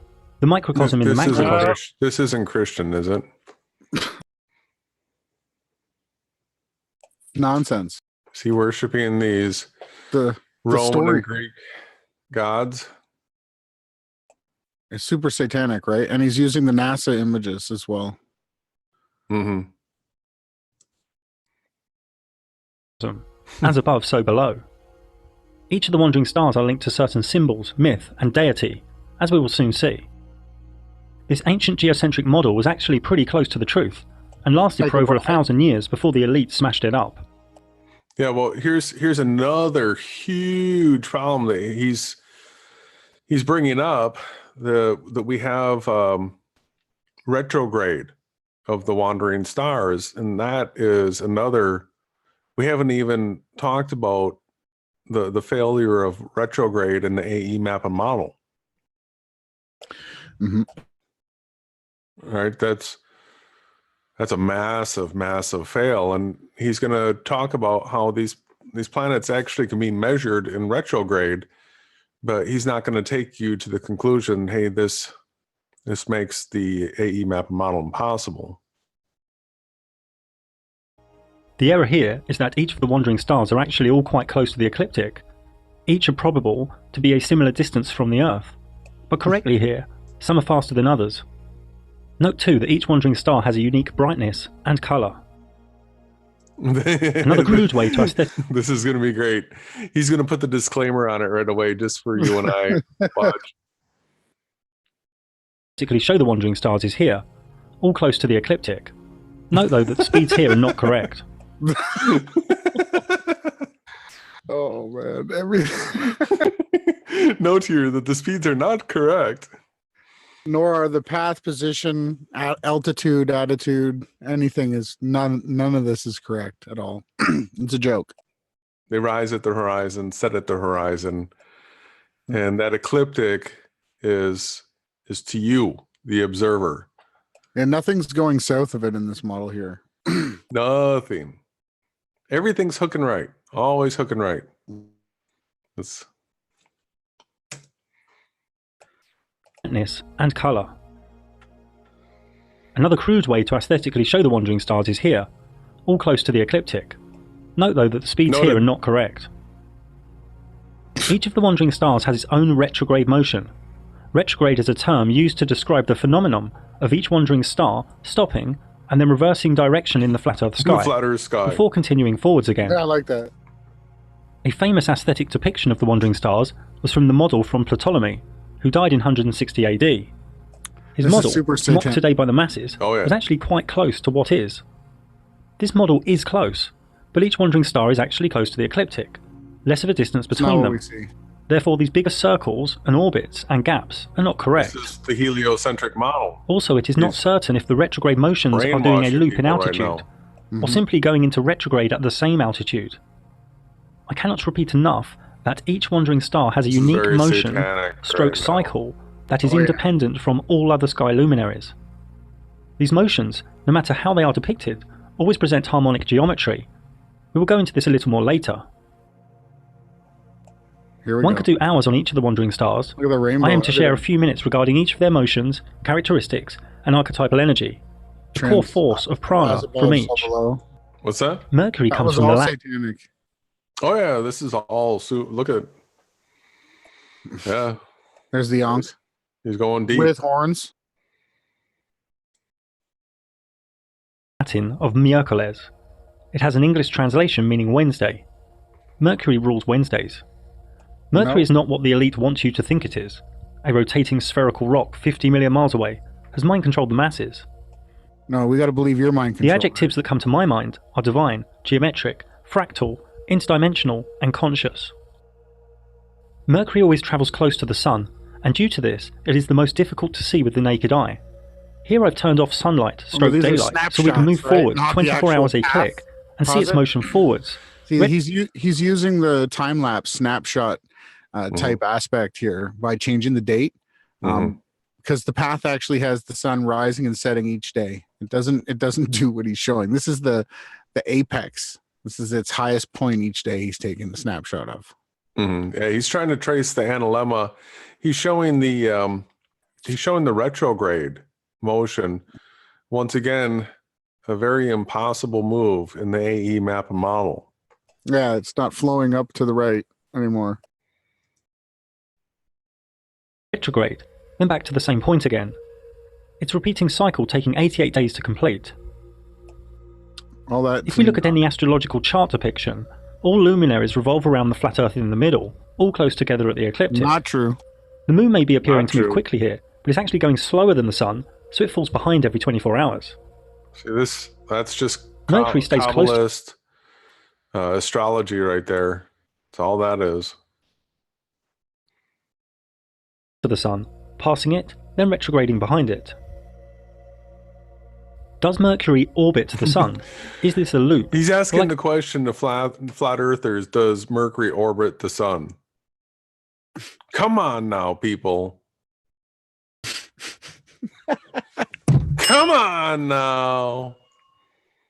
You're supposed to be smart truthers. He's asking he's supposed to be a flat earther. He's proposing Mercury could orbit the sun.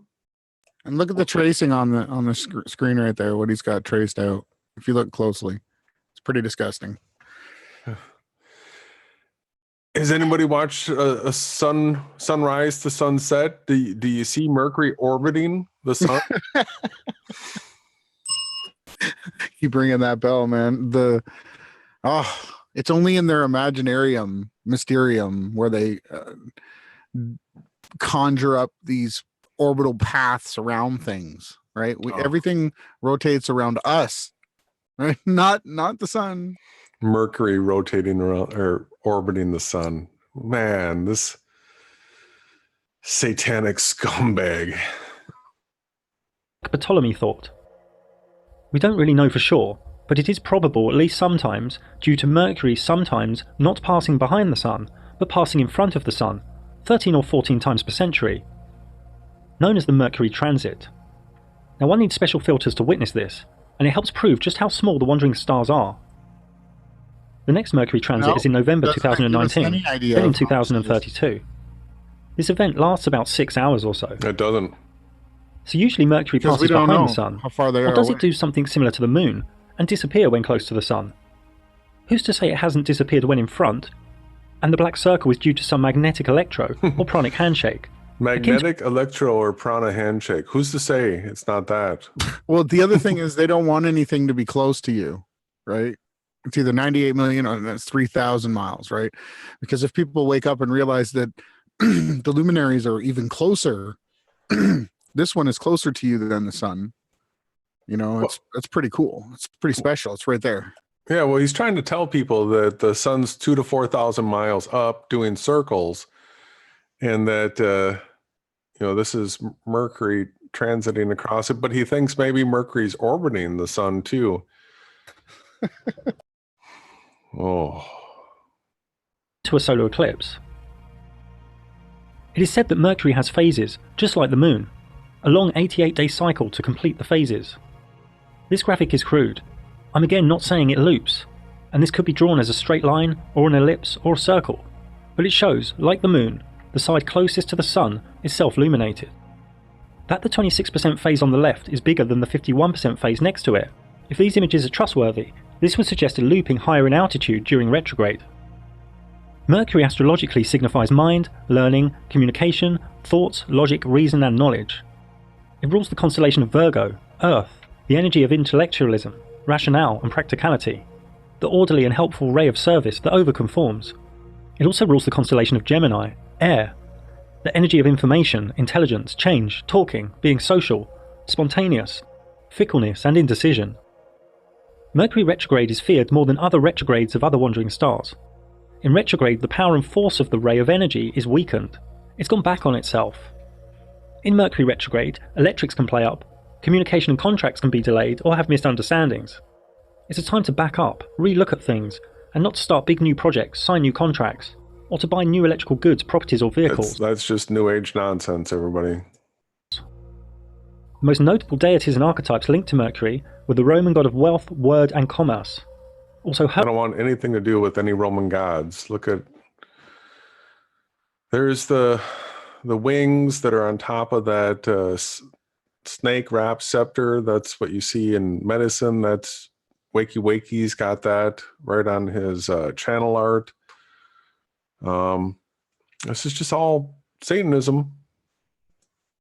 Hermes, the Greek god of alchemy, born from Thoth, the Egyptian god of writing, knowledge, and the Emerald Tablet. In Kabbalah, it is the 8th Sephiroth, and linked to many other things. Venus is from the Latin word viernes, meaning Friday. Venus is far from what your local gatekeeper school science teacher thinks.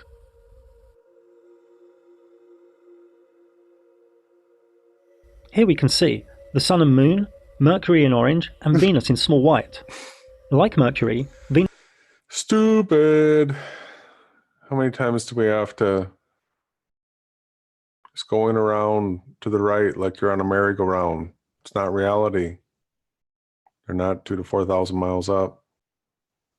Venus always travels close to the Sun, but is slower, and travels further away from the Sun than Mercury, in a slower cycle, ensuring Venus to be the morning star before the Sun, or the evening star after the Sun. This Venus cycle takes 225 days. To the naked eye, Venus doesn't appear to twinkle, but instead glows with a bright and steady silvery light, making her the second brightest light in the night sky, after the Moon.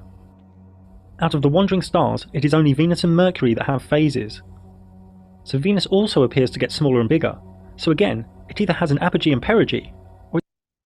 I've filmed Venus before, and I've never seen Venus look like this. He's got the NASA shot, right? That's maybe you just need a better telescope. You get that upper right picture starting to show a little bit of the planetary bodies? Is that maybe some land masses? Yeah, I think so. Okay. I don't think you could get that. Yeah, I've filmed Venus, and it doesn't do that. No. Or it simply gets smaller and bigger where it is, at the same altitude. Here we can see some esoteric labels for Venus' different phases, known as its underworld cycle. Its descent from the evening star to its birth as the morning star. I've filmed some stars doing that, yeah. Again, this doesn't have to be drawn as a loop or orbit of the Sun. It could be a straight line. Her full synodic cycle, from inferior conjunction to inferior conjunction, so it is takes near 584 days, or about 1.6 years. This is due to the interaction. He's got it rotating around the Sun, man. Come on! And around the Earth. People, do you see anything rotating around the Sun? Hello? Anyone? God, this... Action of Venus's 225-day cycle with the 365-day solar cycle. Now Venus, whether it loops around the Sun or not, when it conjuncts with the Sun, it creates these 5 points. And these 5 points are in perfect geometry above us. This is known as the dance of Venus. And these 5 points make the perfect pentagram. Oh, fractals the perfect pentagram. Wow, we should worship that, right? Well, you can definitely tell the people that are promoting this, you can definitely tell, who they give their worship to. You can tell. They're saying this. The sky. This was all known to the mystics of the Renaissance period. The Renaissance period.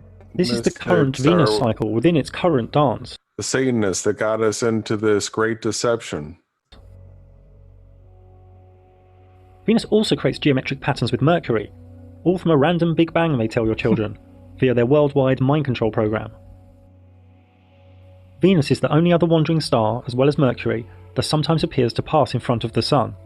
Like Mercury, we don't really know if it is in front of the Sun, or in the Sun, or if it disappears like the Moon due to some pranic handshake. Prana handshake. We can In see it Venus right there in transit is front of more the rare, sun, though. though. Hello. This reoccurrence pattern We don't know if it's in the sun or if it's behind the sun, Yeah, though. that you can't see it. That's not in front of the sun. No, it's not what you see. We don't know. We don't know. But Sometimes- it could be a prana handshake.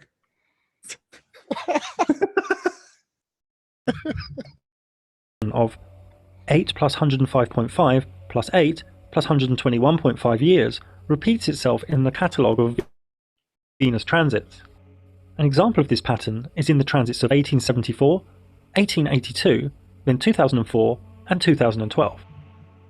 Note that Venus appears larger than Mercury when transiting the Sun. Now if one takes a photo from the same location every 24 hours, over 113 years, What one map sees is another that? dance between the Sun and Venus. It's got to be from Steve Torrance again. Oh yeah, that's Steve Torrance. Mm-hmm. It's going One towards gets an concave, analema. right?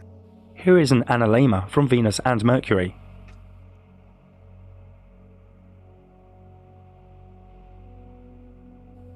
It can be argued that both orbit the Sun. he's going for this. They orbit the sun.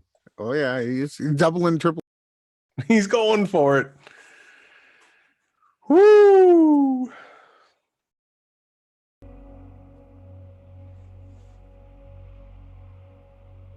But it may not And, be the case. Look here.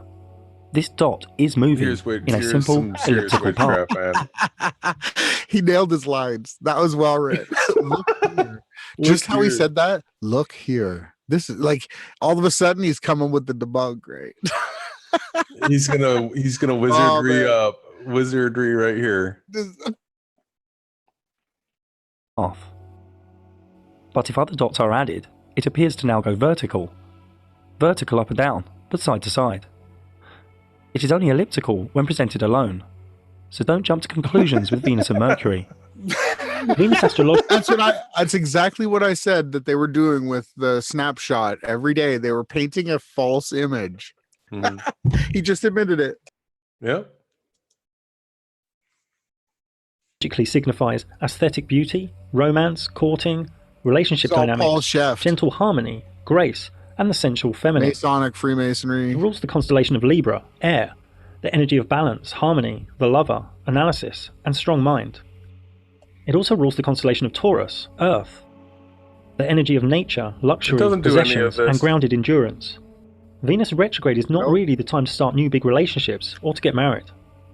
Linked deity and archetype include Isis, Aphrodite, Cleopatra, Yeah, we don't want none and of the that. Roman goddess Venus. No, all this is Satan's In world. Kabbalah, it is the 7th Sephiroth. And this tree of life is many things, including a meditative glyph and a table of classification, where every myth, herb, gemstone, scent, and deity ever known Oh, wow. will find its rightful place upon the tree, in a Sephiroth or in one of the 22 paths. The old Mayan Dresden Codex was all about accurately measuring Venus cycles, and on the last page depicted a cataclysmic flood. Well, probably- Mars, Saturn, and Jupiter are less complex. They simply move around the ecliptic with no care for the Sun or any other luminaries. Oh, they Each don't orbit sometimes the go sun. retrograde too, but no phases don't orbit the and no sun. transits. No, not those ones.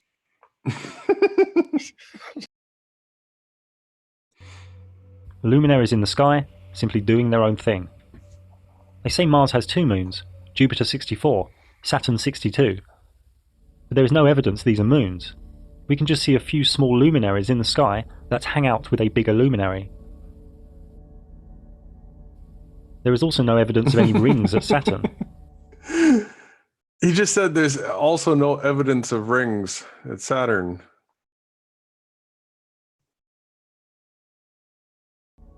What is that he's showing though?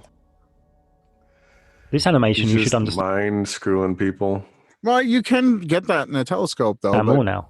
Yeah, then he just says there's no evidence. Venus, Mars, Saturn, and Jupiter have been added and are moving 72 hours a click.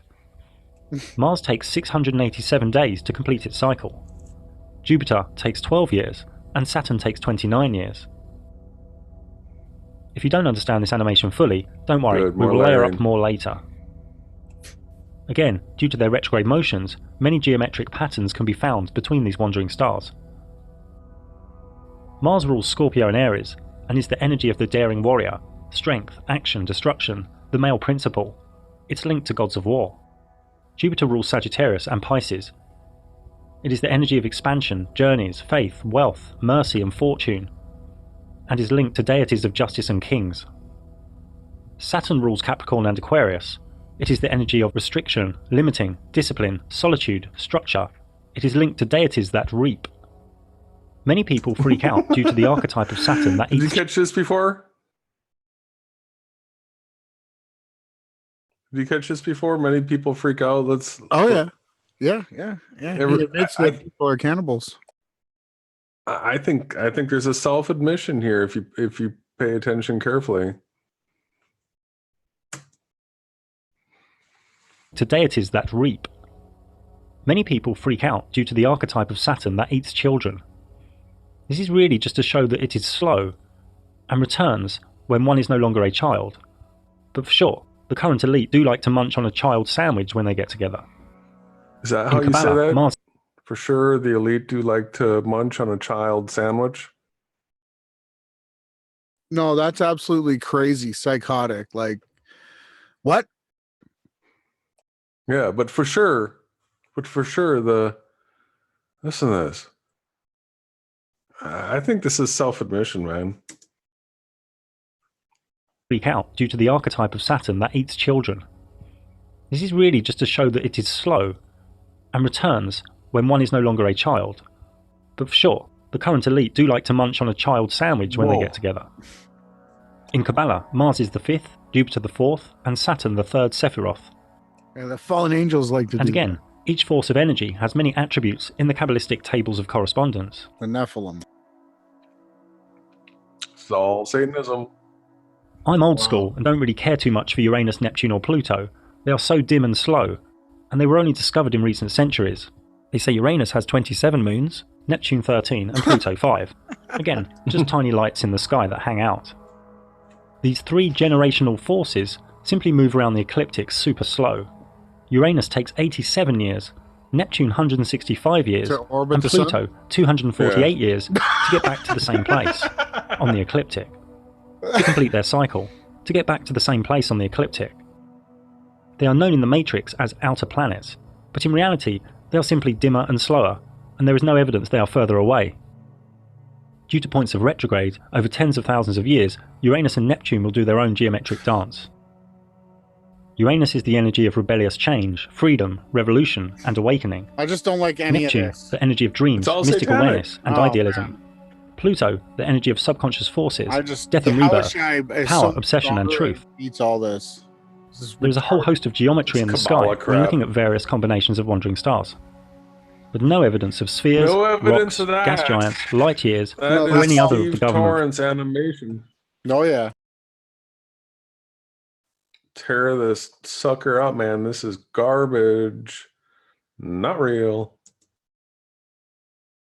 Fairy tales. The wandering stars are each magnificent and radiant forces of energy that contain the human psyche and our They subconscious contain archetypes. human psyche, according to him. Does he have citations? Is there? You're just making that up. Some photographs. Yeah. The wandering stars have many tables of classification and attributes. That you made up. Kabbalists made up. Kabul. Yeah. There might be some truths in it. You know, we got to investigate it further Yeah. to see if it's not. They all also link to the satanic. days of the week. Mm. I know a lot of it is, but you know, Enoch does a great job explaining it. You know, And this he star does. shows the order too. Wow, that There's- shows order. Yeah, that shows Star Trek. It doesn't show order to me. It's a Shows bunch of Satanism. arrows.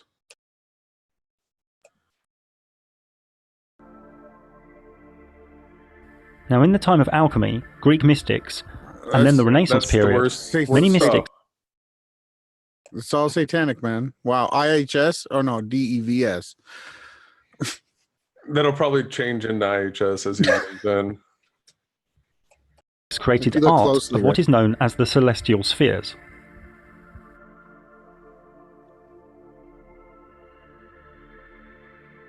This isn't calling any wandering star a sphere, Enoch or kinda showing their taught us- distance, or physical order. These show the Enoch taught us that these types levels of vibration. It happened. There are spherical. The heavens are like, if you look at the heavens like an anti-flat, right? We're flat. We live on a plane. The heavens are spherical in the shape that the path takes around us, right? This is real, but each plane would be a flat square area with the heavenly body around it, right? How did that happen? Lost it. Oh. I was just going to bring up the annotate here quick. What Ronnie is saying is if you make this the horizon, right? Yes. And you're at the equator, right? And let's say you're looking south right now, so that this way would be east. Oh, I can't write with that. East over here, west over here. Let's say you're looking south right now. Then we do sort of have these spheres of like the air. There's no evidence for an ether, but the moon, right? If we follow this line around here, that means that the moon's going to rise on the horizon here. It's going to come up. It's going to be directly over our head up here. And then it's going to set down at the horizon over here. Then you can do that with all of these. Mercury. And you filmed it. You actually have a video. You shared it on Globebusters, right? The path, and you lined it up. It was a great job that you did. It looks like, I bet you Mark Knight's trolling us right now. Mark, this is pathetic, man. Like that, you need to repent, bro. This is. But yeah, your definition was perfect. It was great. That's how they perverted it all. The levels of frequency, from a spiritual perspective. They always take the order: Earth, Moon, Mercury, Venus, Sun, Mars, Jupiter, Saturn, the firmament of fixed stars, then into the world of divinity, the premium mobile. Premium mobile. Paradise. Infinity. Ooh.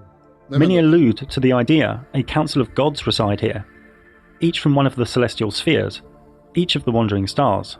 Nope, they're not gods. Through Yeah, the again, celestial discuss spheres, the- into heaven. Even Dante alluded to this in his cosmology. Dante, wow. Dante of Inferno to hell? Yeah. Yeah. The globe earth. As did Robert Flood. That is the IHS. See, this is all Dante. This is up top here. Look at, they've got the tetragrammaton in it. Well, that's where they've stolen the knowledge and perverted it from, right? This is their setting up their image. As did Robert Flood. But what does this all really mean? Yeah. This guy's got the two fingers up. He's illuminated. He's got the globe in his hand. This is all Kabbalistic. The soul's journey to Godhead, while within the body, within the same carnation. Starting at 10, the four elements Not going to Godhead, buddy. That's satanic crap. on Earth.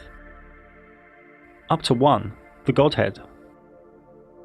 In Kabbalah, when we actually see a wandering star with our eyes, See, this is the one where if you pay attention, you got the YH. I think they've substituted a V for the W. They have YHVH. Well, we know that the V was created at the same time as the J by the same guy working for the Pope. Jesuits, Satanists, pagans. Yeah. for example Jupiter, this is the densest of the four worlds within that luminary. Here's There are another another one, YHVH, Elohim. So these people can't act like they're completely separate from the Bible. They do everything they can to rip it off. 3 levels of vibration spiritually for each wandering star that the eyes cannot see. And Kabbalah uses these forces as a climbing frame and roadmap, so to speak. Many of you have fear of this information and call it bad. Satanic. But Kabbalah and rays of energy in this realm are neither good or bad. They just are. The key is really the individual's own level of purity. I go into this much more in a book I wrote over 10 years ago now. Whoa. Trinity of wisdom. Can we... This guy, all the trademarks of a Pythagorean. He, you know... Yeah, he's a serious, like... Look at all the snakes, people. Like, there's a Baphomet on there, right? Double-headed, this, like, transgendered. He's got the same wings that he uses. A tree full of skulls.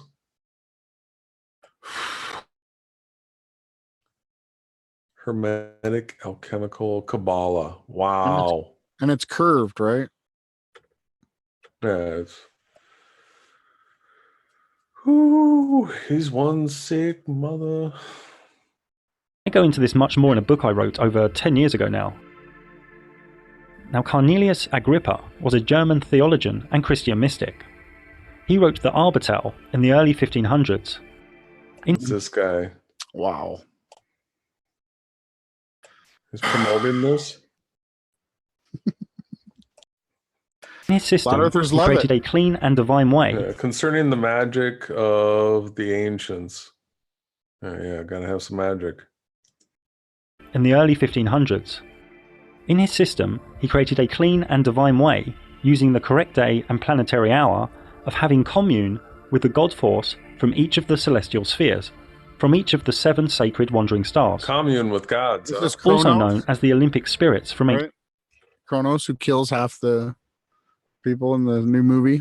You probably don't know about that. Yeah, I don't follow that. Here we go. He's got the angelic names here on the outer ring. This is all spiraling in. Again, this is the stuff that Paul and much of the fathers, I guess we shouldn't call them fathers, but they do. That's what they call them, like Irenaeus and so forth. This is the refutation of Gnosticism, what these guys do with, they take this stuff, and this is actual, like, they read the sky, and then they take these charts, and then they manifest wickedness, right? It's not good at all. We're told not to do this at all. It's witchcraft.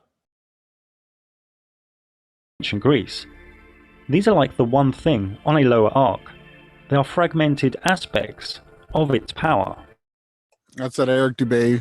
You're a fragment. The Arbitel tells us that Olympic spirits, well, gods that rule the wandering stars, inhabit the firmament, which was the air and regions of space that held the stars together.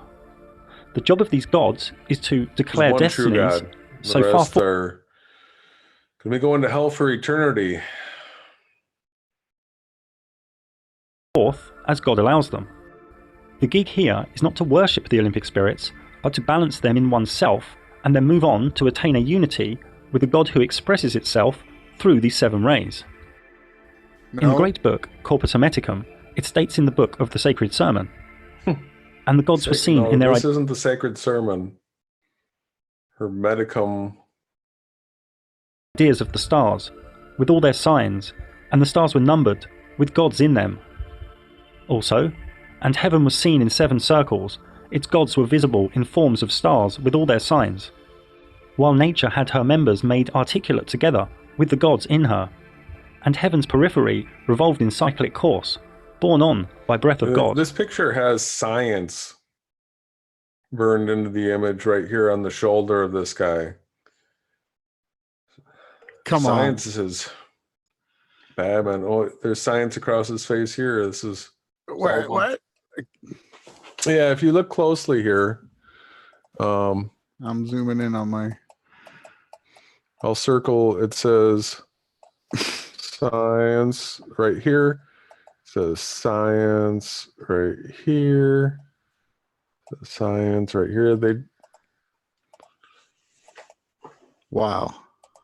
Wizardry, man. Wizardry. Unbelievable.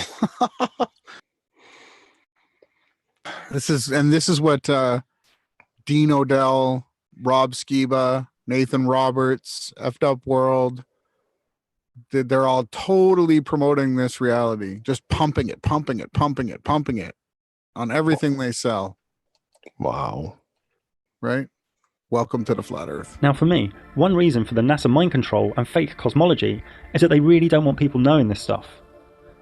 They even have so-called truthers, spiritualists, religious people, That's and New reverse Agers psychology, against right? this information too, cowering in fear, unable to objectively I'm research. not in fear of the see, knowledge. this magical realm we are in, if known by the masses, would bring their whole physical-based system of control, greed and selfishness down in no time at all. So they spend hundreds of billions of dollars bringing everything into the dense physical. They are hiding divinity every way they can. That's true. You see, people walk past a statue of Michael or Mary, no problem. People put a priest between them and God, no problem. But talk about the gods within the celestial spheres, the Olympic spirits, and people We're not freak freaking out. out. We're just telling everybody it's satanic. Yeah, the angels and the realms, Enoch explained it all. Right down to numbered them. How many come from what side of the ecliptic path and how they run their course. And each under that, he explained it all. And we were told to not worship them. And we were told to read the story that it tells and enjoy the message of the creator. That's what we were instructed to do. We weren't instructed to worship each object up there and then make choices in our daily lives so that we could be empowered, because ultimately all that is placebo effect manifestation of satanic agenda. You're just going to end up burning your spirit. You're searing yourself every time you do that. You're basically digging a pit, and each time you take a shovelful of dirt out, you get a shovelful of dirt heavier. And once you're done all these hermeticism spells, in which you're going to be in hell, right? It's yeah. Well, this has to be rejected, or that is what the scriptures say happens to these magic practicers. The levels of conditioning are far beyond what is rational. that is. Where do you think the Olympic rings came from? Satanic. The blanket of fixed stars all move in unison, as one, with next to no evidence of any parallax. That's right. That's my The blanket of stars are probable to all reside at the same altitude, behind and higher than the wandering stars, and probable to be somewhere between 3,000 Nope. and 4,000 miles away from Earth. Wrong. That's not probable. That's your assertion. It's just as wrong as the globe.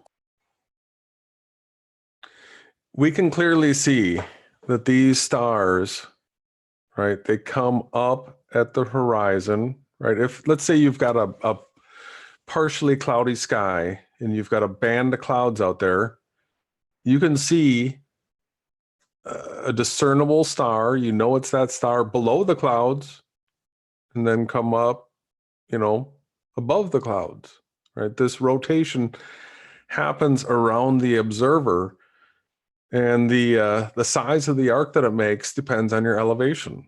That's it. That's right. There are under 10,000 stars visible to the naked human eye, and because of the human eye's vanishing point, one can only see less than half of those from where one stands. Before we look at the blanket of stars' speed, That's not a motions, very good start patterns for and us. mystery, let us It's look. not real. He's got the worst possible ones, worst angles. I don't know what he thinks he's doing. This isn't even real. It's not a real motion. Yeah, it looks a little fake. No, you're not going to get this type of exposure against a tree like this. This is just made up. This is a still image that he's rotating as a background layer. And this tree right here is a foreground layer. Mm-hmm. Watch. Closely at what they could be.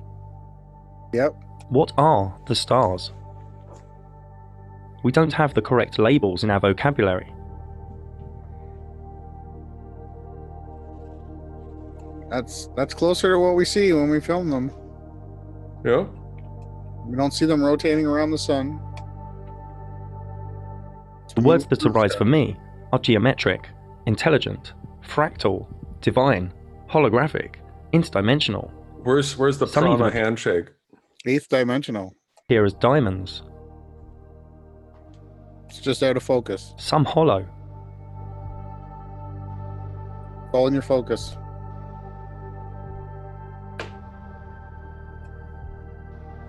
Yeah, that's not the shape of it though. That's out of focus. Is water involved? Is sololuminescence involved, where high-frequency sound waves in liquid cause a bubble to implode into light? It's got to be something physical, right? Are cymatics involved, Can't be spiritual at all. It's got to be physical. the language of resonant frequency?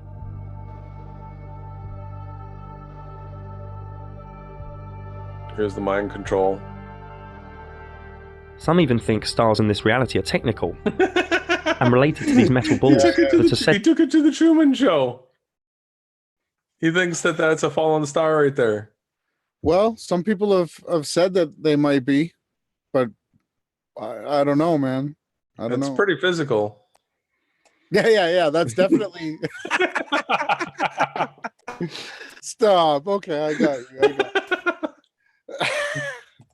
Some even think stars in this reality are technical No, that's not and an related to angelic- these metal balls that are said to fall to Earth. It's a Truman Show. If one zooms past a star and then increases the brightness, it can appear to the eye like the star is indented into the firmament. This is 160 times zoom, at sunset, with clear visibility. We just don't know. The Luminaries Mysterium cloaks its secrets from us. It's got Mysterium and it cloaked itself. And he states constantly that the firmament, he's backhandedly trying to make it solid, and then he states somewhere in here, he says that it's normally just known as an empty space where the stars reside.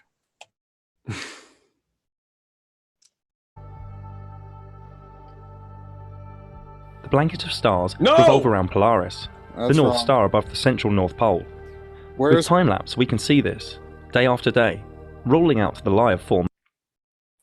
that's not above our heads at Polaris there. That's Apparently, he thinks that this was taken up at the North Pole. Right? no, it's No, that's what he's suggesting. Like, everything rotates around like this. There's the North Star. This must be taken at the North Pole. But it's not up. It's how come you see the trees? But see this rotation right here, if that's not the North Pole and this is sideways, shows that they're not rotating above our heads. They're such jacks, man. motions. To find Polaris in the northern sky, just look for Ursa Minor or Ursa Major. From Chicago we look north, and we see the stars rotate around Polaris. And from Paris.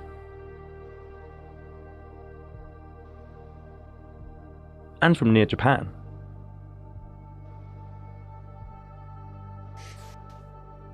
let's go to Australia. This is from southern Spain. The stars complete one cycle, stroke one revolution, every 23 hours, 56 minutes, and 4 seconds, What making them a southern little Spain? faster than the Sun, with the Moon being the slowest of the three. Here is a macro way to present these northern star trails. He's ripped off the way that we had it shown on the correct path over our map. He's got it incorrectly shown. Well, he's trying to say that these yellow stars right here, rotating around at North Polar Point, represents these stars out here, like going around the equator. Utter nonsense. Look at the rotation here. Because we would Then see look at the rotation up here. Stupid. this proves the model. Yeah. To get a good idea of the motion of stars, we need to look in different directions. Here is from Arizona, in southern USA, looking west,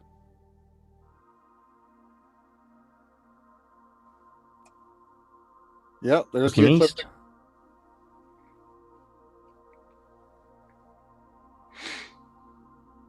Looking north. Those were all like northeast. And looking south. Yeah, south. Oh, Let's go back to south. that's west. Looking east. That's east. But it's all, he's got it all distorted, Looking right? north. Mm-hmm. See how the land is concaved?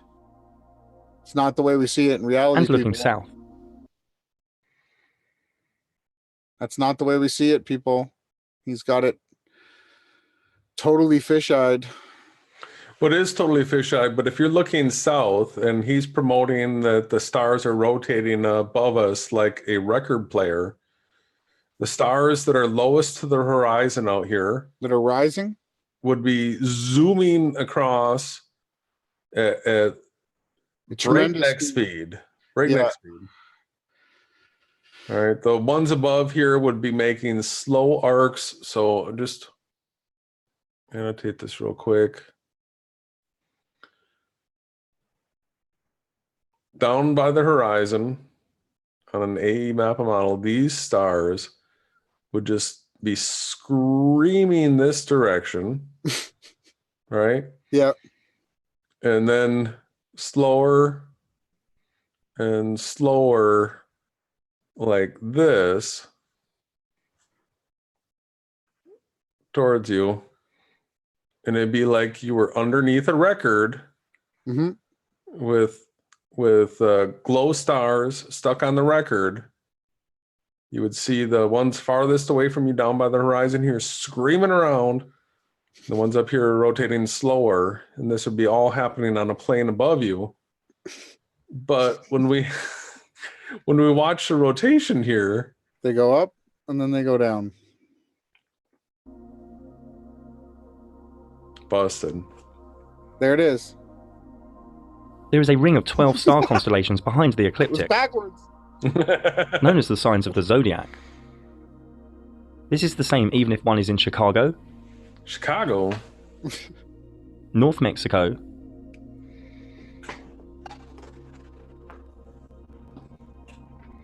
That's the ecliptic path he's watching. southern Chile, or anywhere on Earth. Southern so if Chile. one splits the circular 360-degree ecliptic But up that's into right. 12, That line runs one through gets 12 times 30 degrees, each being a sign of the zodiac, which all takes 23 hours, 56 minutes, and 4 seconds to revolve above us. These constellations appear upside down to people in the southern areas of Earth, for the simple reasons shown here. No, as the stars take they 23 hours, 56 minutes. They rise from the right, moving to your left, looking north. That's the only difference, right? They're the same way in the sky. Nope, he's wrong there.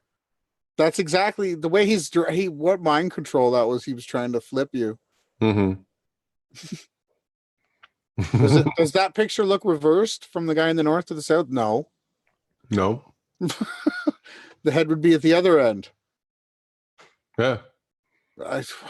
Man. Ooh. I would call him stupid, but I know that this is all intentional. Where's the South Pole? Where's the crux? Where's the crux? Let's see the crux again. Mm-hmm. Its path. I think the crux. Let's see. Annotate this. I think the crux is down here because you can see it from. That's Sigma Octantis right there. Yeah. 180 degrees south. But then you'd have to put that dot everywhere around the map infinitely.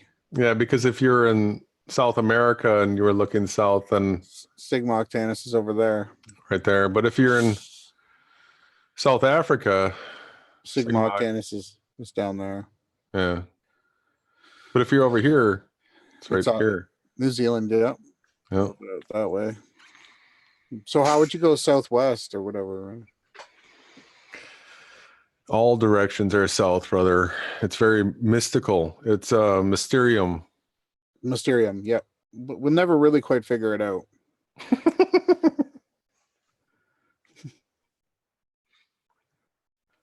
for the simple reasons shown here.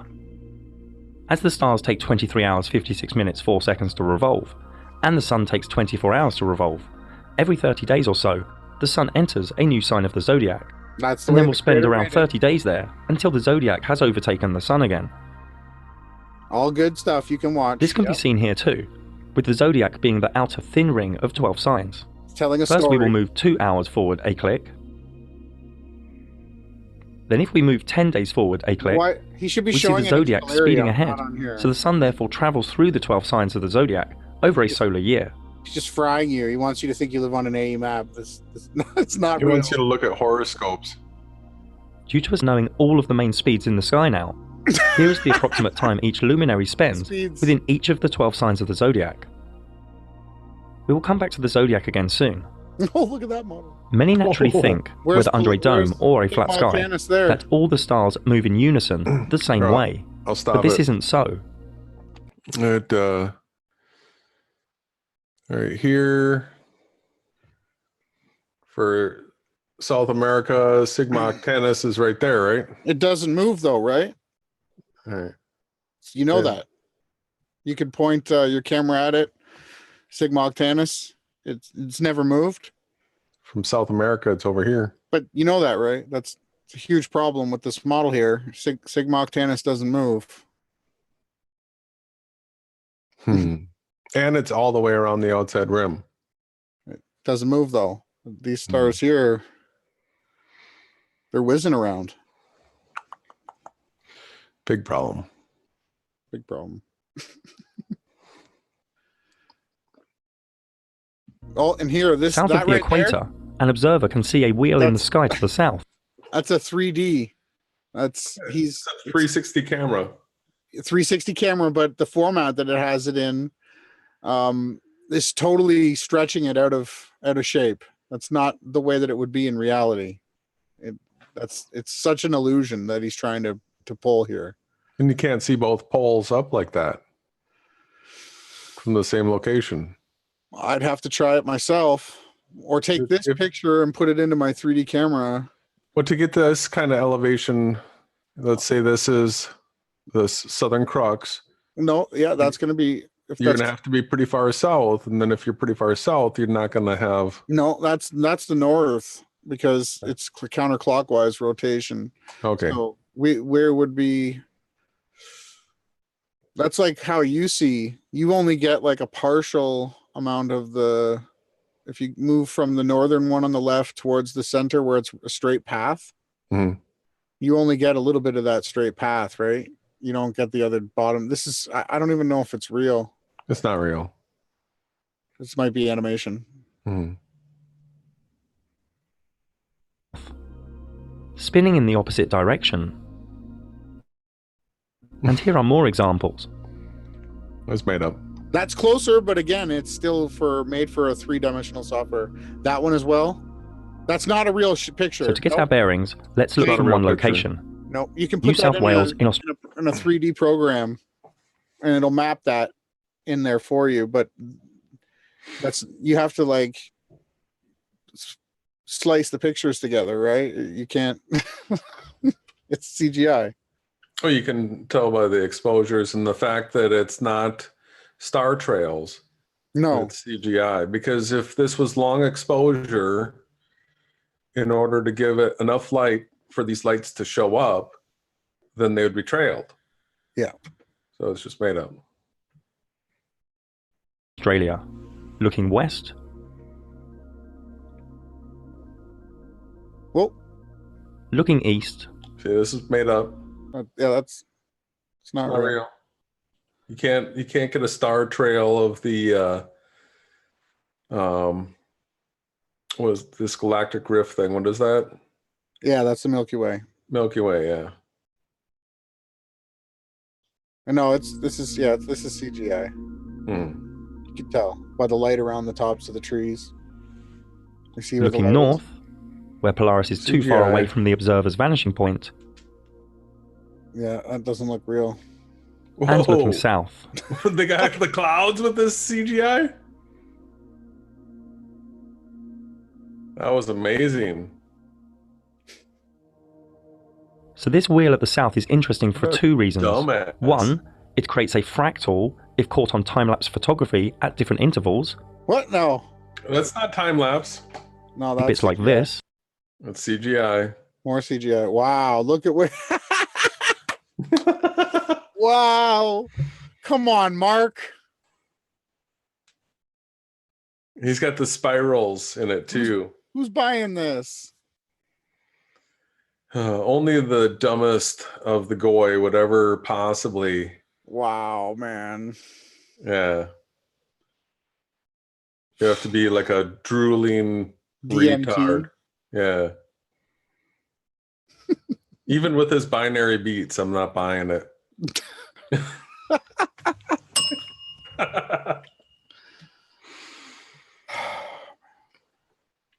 At different intervals.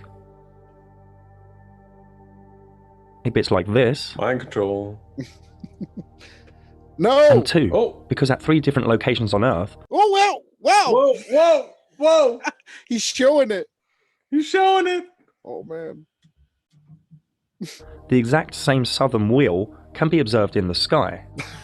Again, this could be under a dome or a flat sky. What a mind fuck that is. You took it there, eh? Wow. Yeah, go back. It's so wrong. It's so blasphemous. Go back. Play that again.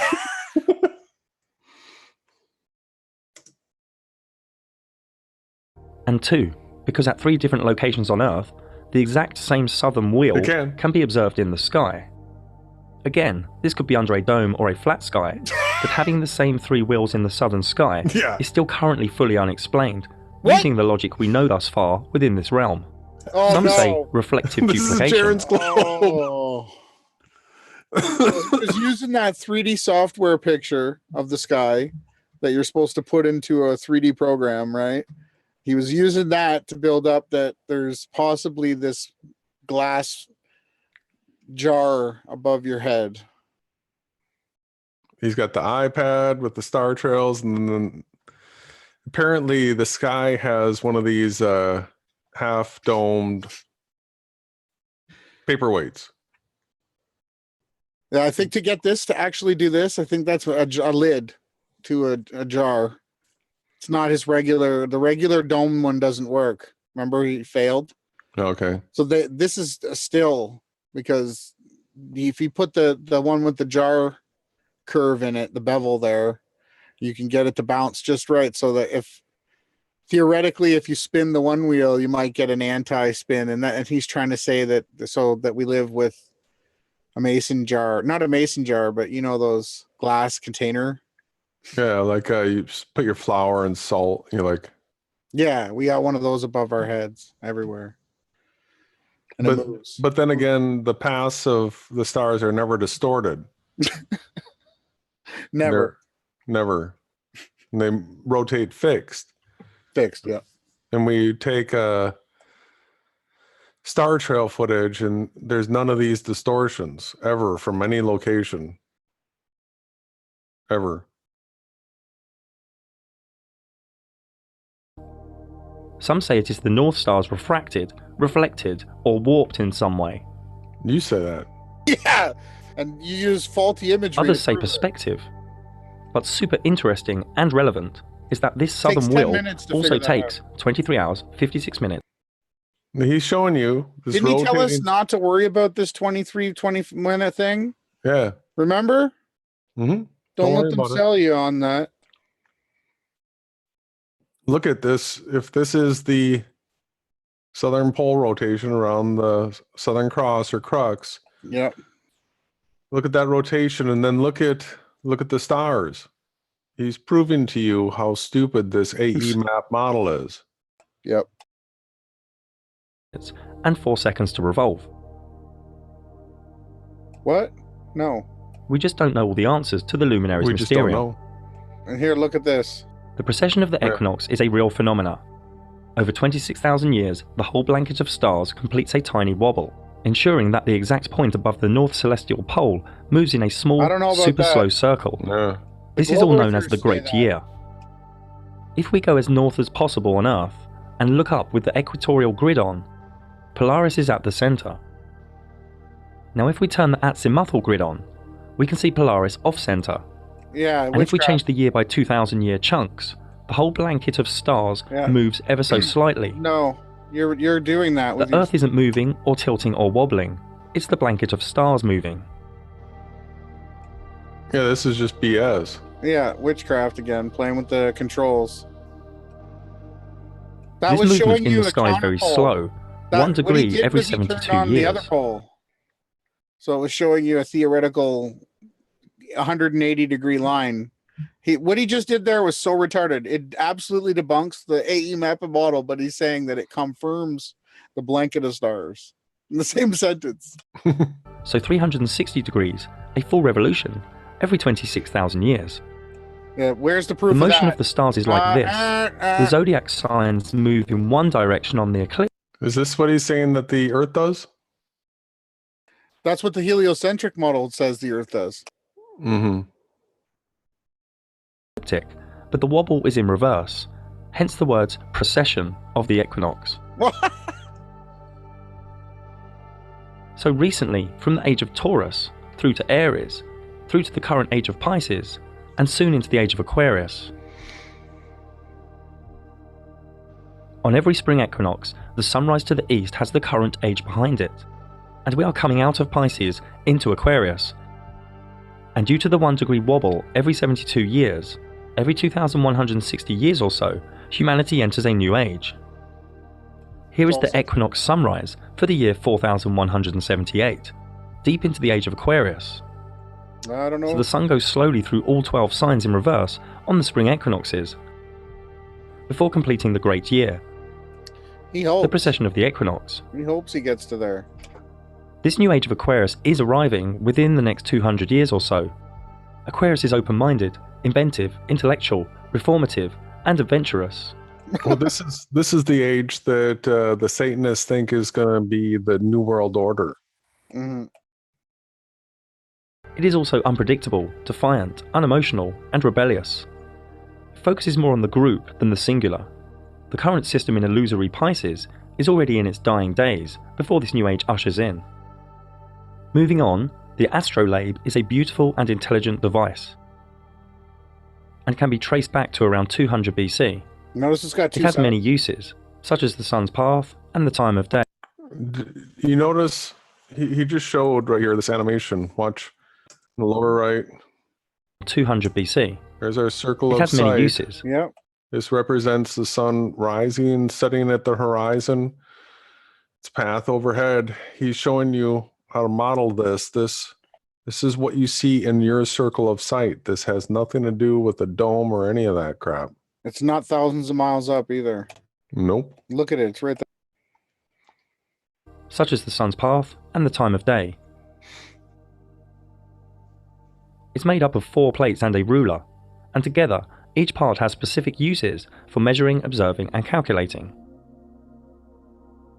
The device can be used for star locations, cardinal directions, wandering star positions, sunrise and sunsets, eclipses, and so much more. Well, is he going to say that something's going to rotate around that high? Works today. No CGI and no Wi-Fi needed.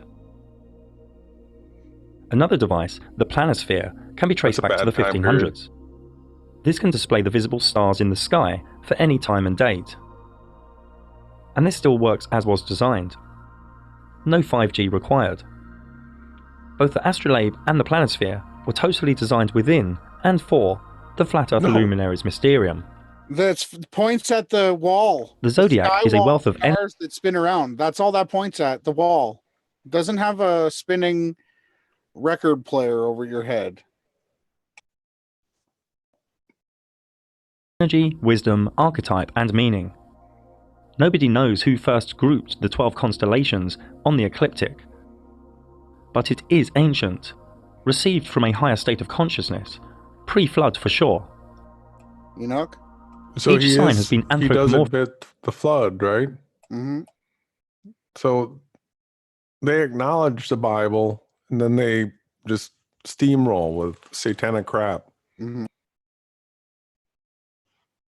anthropomorphized as figures, animals, and archetypes.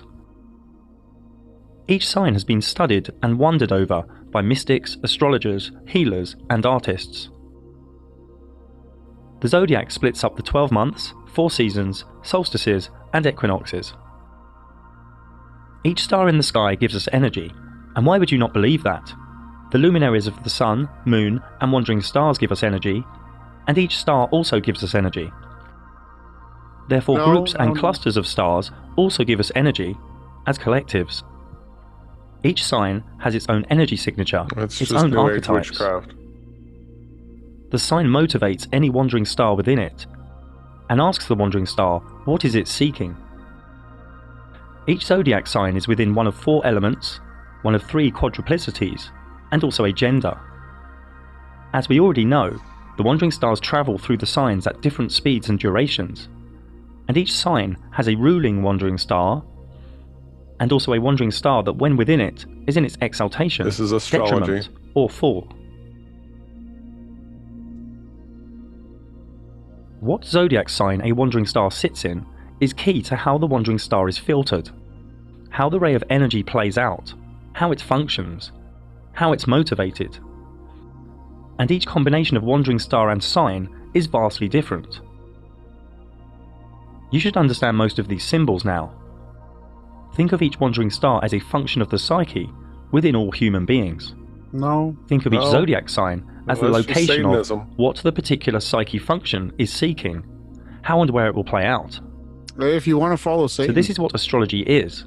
The wandering star. You see that retrograde has the RX symbol with the cross that's down, just like Pharmakia. Great point. And where it will play out. So this is what astrology is. The wandering star and the zodiac signs in constant movement behind the ecliptic. And their infinite amount of combinations allow for luminology stroke astrology to be achieved, recorded, projected, and practiced. Strokology? Yeah, we don't practice any witchcraft. No strokology. This is a repeatable science. Edgar Cayce once said, "The signs of the zodiac are karmic patterns. The wandering stars are the looms. The will is the weaver." The aspects are some specific geometry between the wandering stars on the circular ecliptic. Each human has a unique personal astrology chart for the moment he or she was born, a natal chart, or soul blueprint. This natal chart holds one's talents, challenges, emotional and communication dynamics, evolution, and much more within it. So he thinks you're predestined based on when you were born. Well, there might be truth to it, but like I said, trying to use the patterns of the star in the sky to benefit and profit and control things and is super witchcraft. It's satanic, and we're told in the scriptures that there's a special place in hell for everyone that does that. Like, it's not a joke. Forbidden. Yeah, and and Mark Knight can go around and say that, oh, those guys are just trying to hide the knowledge or whatever. Well, I'm going to let the creator that I serve be true in all of his words. And he told me not to worship the sky like that. He said to watch it, study it for the return of the creator, and behold the story that's being told. That's it.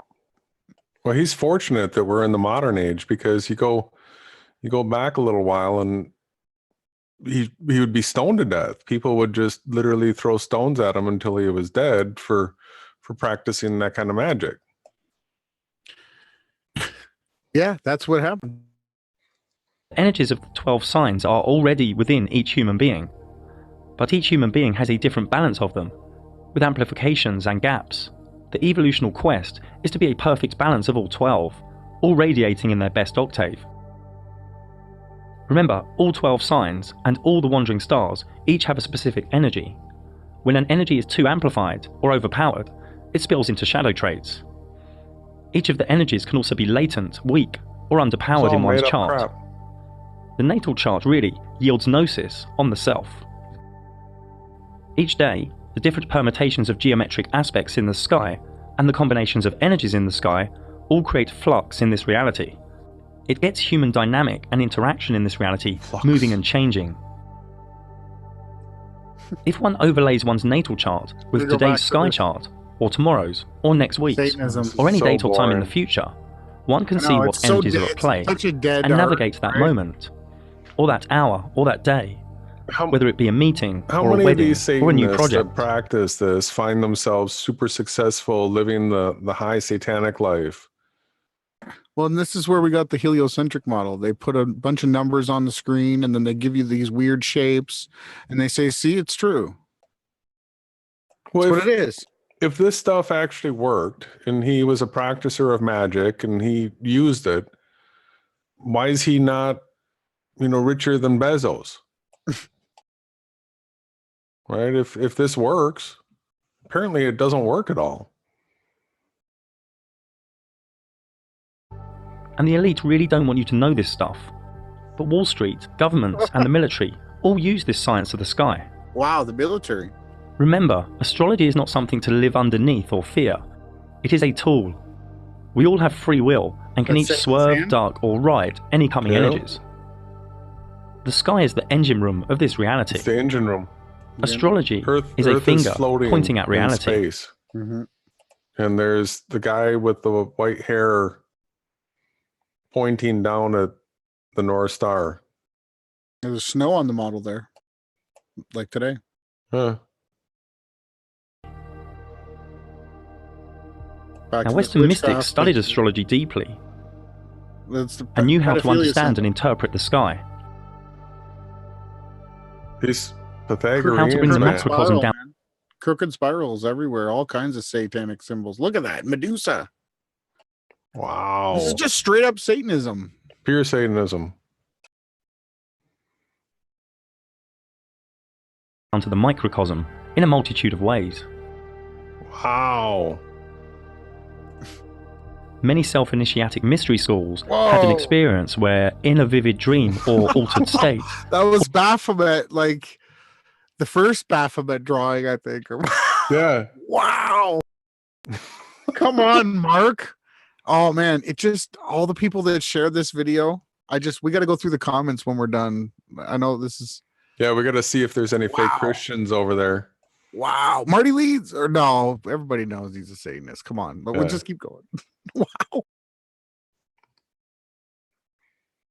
all the stars would fall into the person at once, and the initiate would wake up with a jolt, at a higher vibration, Initiate. changed.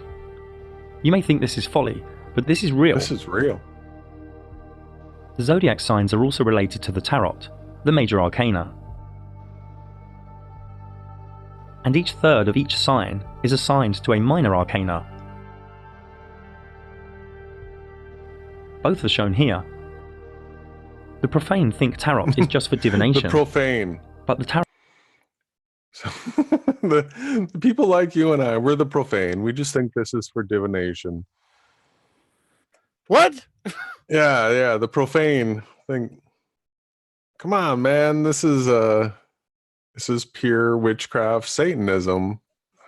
We got- Anybody that is righteous is gonna be calling this crap out. We got Black Ceiling in the comments here. His avatar is like an NPC. He says he's been in the flat earth for 6 years. That's great. I asked him if he had anything that he's done sharing the truth in the past 6 years. No answer, but he likes ODD and Infinite Plane Society. So, But he This doesn't is- do anything. he didn't say anything that he did. No. Yeah, we got a bunch of weird. I don't know, man. Just keep going. The profane think tarot is just for divination, but the tarot energies are forever present through the sky, through time, fitting like a glove to the energies of luminology. Whoa. The might be tarot, the energies of luminology. The Satanists are really mad. They don't like our tones tonight with this content, man. They really want their Pythagorean Satanism, man. Well, they Wow. can have it. They're just going to go to hell for eternity for wanting it. Wise to ask yourself why astrology is not taught at colleges or universities. I have had over 100 flat earth astrology clients. Look at After a that. deeper look, He puts the AE map in there, and yeah, it makes sense. Yeah. No, none of this works now. That's not going to work anymore. Mark, if you want to show us how your astrology chart works on this AE map and model, come on, be a big boy, and let's have it out and debate. Come on, show us. Into the changes Flat Earth brings, plus more about signs, aspects, orbs and houses, please see my dedicated video on this same channel. There are Flat Earth zodiac clocks and zodiac symbolism all around old Just a European clock. churches. So it's a little bit strange that many modern day Christians look at astrology as something bad. So sit back and take in the next minute or so. Taking a shot at us. Yeah, this is going to be really satanic, right? It had the IHS sun on it. Oh, yeah. It's pagan. We know what this is. Babylonian mystery. Kabbalic. IHS.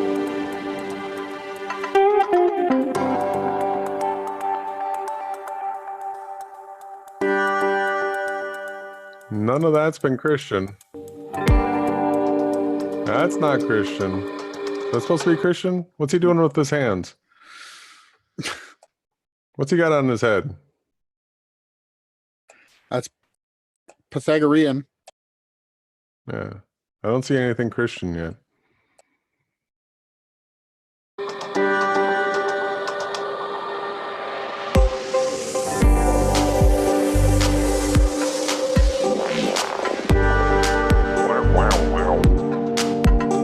Get our groove going.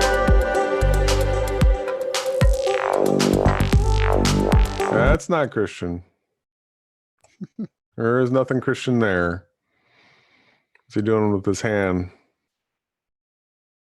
Where is that at? The IHS sun.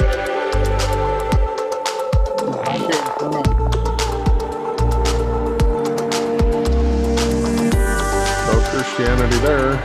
Oh, there.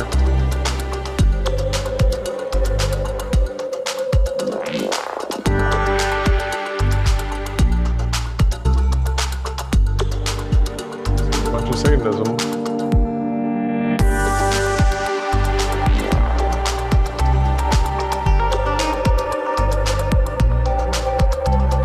Hey, is that the window that Gen 6 filmed?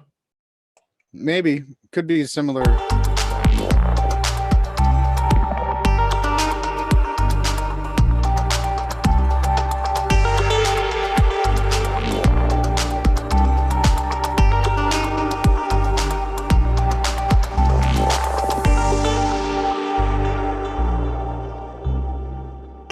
Egyptian. Great slideshow, buddy. We still need to cover some of the other luminaries in the sky, ones with wild stories within the zombie matrix. Zombie. The idea of galaxies is deranged, just a luminary of cloudiness in the sky. This is what they call Andromeda. The idea of a black believes in hole outer is space? Galaxies. idiotic, just a luminary that How many pulses in the trillions of sky. light years away is that? The idea of nebulas is demented, just shaped light in the sky. The elite tell you it is an interstellar cloud of dust, hydrogen, helium, and other ionized gases. That the Orion Nebula is 1,300 light years away, and 12 light years in radius. I mean, tell a tall story or what? I mean, this elite are smart, but also very psychotic. Yeah, you took the time to. This is the Heart and Soul Nebula. Wow. A comet is simply a cyclic luminary in the sky with its own cyclic path, with no care for the ecliptic. He's figured it out. Well, look at that. It's the ISS, right? Is that a nebula? Shooting stars are simply lights that wisp across the sky, appearing randomly, but often at synchronistic moments. No, These are not meteorites. There is no evidence of these These aren't real so-called shots, though. You can't get... If you take a long exposure... Depends on your position. Some of it. synchronistic moments. If you take a long exposure, it becomes a streaked trail. It doesn't...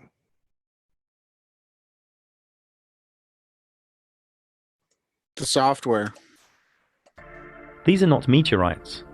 There is no evidence of these so-called meteorites ever landing on Earth. If these were real, every month or so a house or a building would be destroyed. The very rare and very dodgy articles from the Smithsonian Institute, which have previous if you know my work, and other mainstream news agencies don't really give us any hard evidence.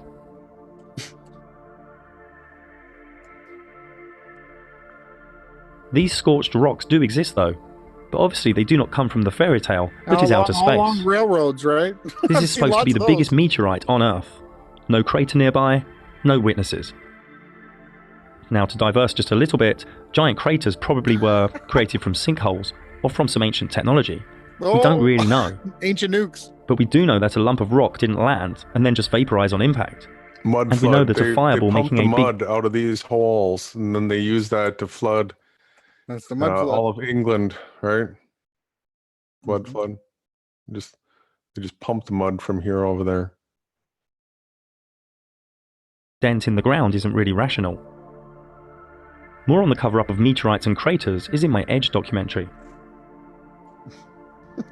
Now, meteor showers are just cyclic, wispy luminaries that come in groups. The Perseid shower every August is the brightest.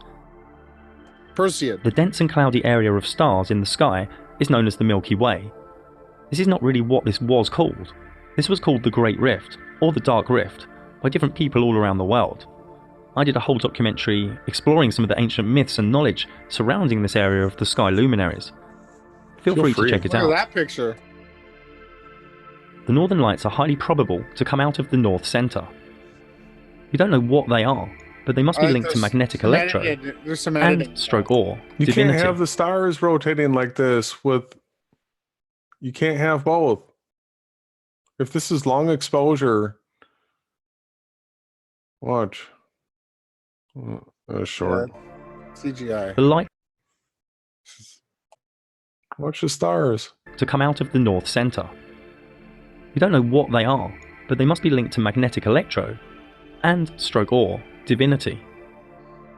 Whoa, The light pillar phenomena occurs rarely and randomly where it is cold. Sprites? The story of ice and optics doesn't work for me. Going full cult scientism on divine beauty I've is seen fool's work. sprites, but not to that extent. The sky is a giant calendar. That looked like The fake. sun tells the time, the moon tells us the day, This doesn't and the work. stars tell us the months and years. No. We live inside a beautiful realm, a perfectly designed timepiece, with mathematics and fractals within its fabric. The sky is the only real tangible calendar. What else is there to live by? The toxic Gregorian calendar the Catholics fed you? Dates your boss tells you? Days of celebration your governments tell you? Or is it wiser to live by the energies and events in the sky? The dance of the luminaries, No, not the the art of astrology. Live by the Bible. which is happening above your head, and you don't give it a moment's thought because you've been conditioned not to care or wonder all or nonsense. contemplate. This is nonsense. This realm is divine. It is created by higher consciousness, a higher power. The luminaries' dance of geometry allows the one thing to weave energy Morning mind into this control. dimension through rays of energy, Mind control. a subtle and gentle communication to our minds and souls, Permutations. forever changing mind the control. permutations, DMT. The creating a DMT. foundation of flux for this realm we are in, DMT. a realm of divine fractals hidden from our consciousness. So beautiful, yet so subtle. Blah, blah, blah. The elite hide the truth of the luminaries as they are trying to limit the whole human experience to the physical. The physical is only a base, it's not the real thing. Cabal. They want you pushed into the Sephiroth of Malkut, as a materialistic conforming drone. That's what you're doing. But Mark. we are both visible and invisible. We need to honor the totality, not just what we can touch. Da Vinci said, there are three types of people: those who see when shown, and those that don't see. And one starts to see only when one starts deprogramming. And it's not an easy ride, but it does get easier. This is the work of the modern day warriors, deprogramming. We don't know our cosmology, but we do know we are in a magical realm of divinity. Are you just coming from the mind to know the sky, or are you reveling in the energies and the invisible wonders of the Are you Luminaries reveling Mysterium? in the energies of the The Mysterium? Luminaries Mysterium is a Wow. I'm not. That's what Mark wants you to do, is revel in the energies of the Mysterium. Wow. key out of the Matrix, out of the Here's cult the like egg. scientism religion, but you have to embrace the sky's truth. love the sky. A beautiful gift from our Creator. Who's the creator, Mark? Many of you are trying to rationalize a divine mysterium, and one's life here is full of questions, but only fools are full of answers. Srimad Bhagavatam 2.6.37. And because all of us are bewildered by the illusory external energy of the Supreme Lord, we can see only this manifested cosmos according to our individual ability. No. Corpus Hermeticum, the secret sermon on the mountain. For I will This is sing right the praise off of him who the founded all. Gnosticism bookshelf. That's what it says at the top there, the Gnosticism bookshelf. Wow. Who fixed the earth and hung up heaven. Whoa.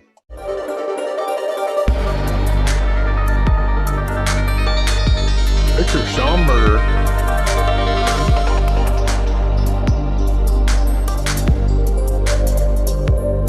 Just want to go back. Wow, Waki. He's just gonna mimetically. So, except NASA or Satan, which one is it? Because everything that you just told was what propelled NASA to the position they're in. Yeah, that cultic astrology, mysticism, Kabbalistic. That, keep in mind, Kabbalism, that is where the Big Bang, that is where the heliocentric model, that's Kabbalistic. Atomism, quarks, string theory. Whoever made Nonsense. this has a rocket with spooge coming out of the top of it too. It's disgusting.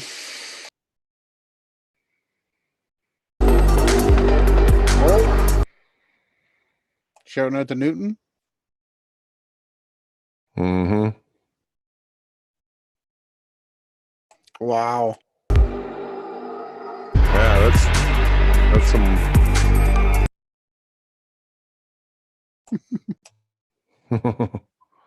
I think he thinks he's like a descendant of this guy. He might be. He might be that dumb. Wow.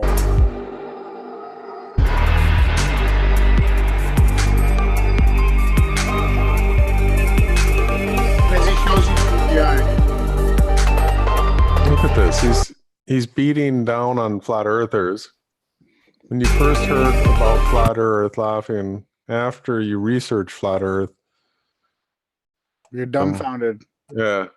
because of this idiot.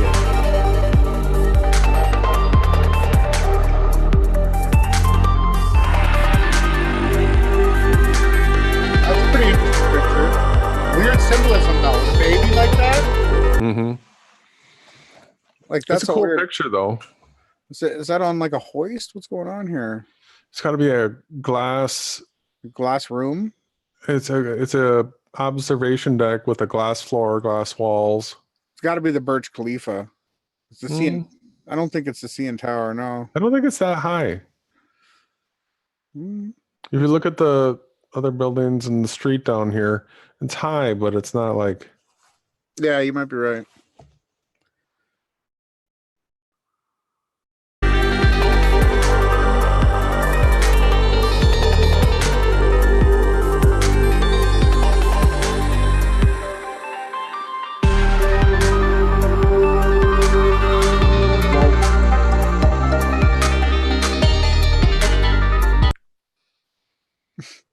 That's so stupid.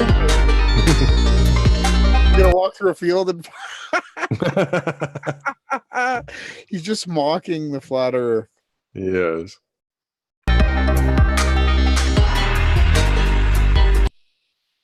Look, Kermit.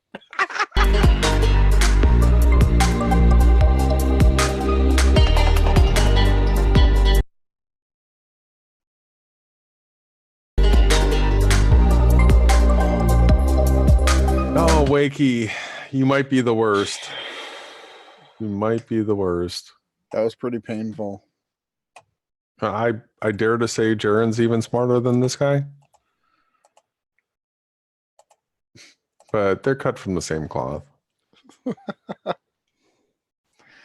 It's really a hard it'd be a good debate. I'd like to hear. Well, Jaren thinks that comets are chunks of ice that are being thrown from the outer circles of the Earth, right?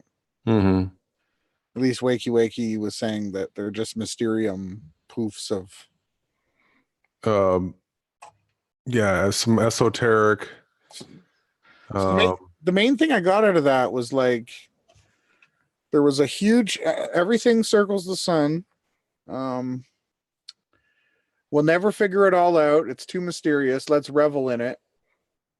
Mysterium. What else did I get? A lot of like we can look at the stars and figure out when to ask someone to marry us and when to get a new job, right? How to profit off the sky, supposedly. Yeah, which days are better to do good witchcraft and which days are better to do bad witchcraft? I'm trying to think of what else I took in there. Let's look at the comments real quick. Oh, yeah. Wow. Globebusters. They think it was brilliant. Absolutely. Wow. Into this because I have always believed that the stars and planets form an energetic matrix grid, thus fully legitimizing the science of astrology. I almost spit my tea out.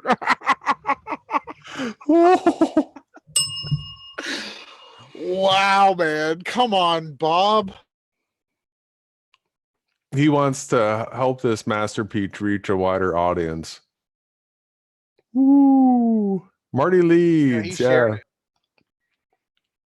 This guy is such a Satanist with his little pie thing. I thought he was Marty Leeds 33. He took the 33 out? Oh, that's his live channel. Yeah. Let's see, Phuket word. Fantastic. Well-researched and informative. Yeah, Phuket, you're a Satanist. Like, everybody make sure you're looking at what Jason's showing here. These are the...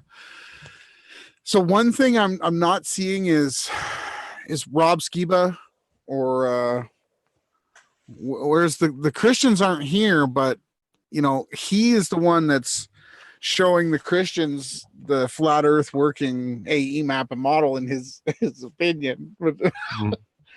Like, to me, that's the question I have. So when everybody sees all the flaws with the map and with what he was showing, how can you still support the AE map and model?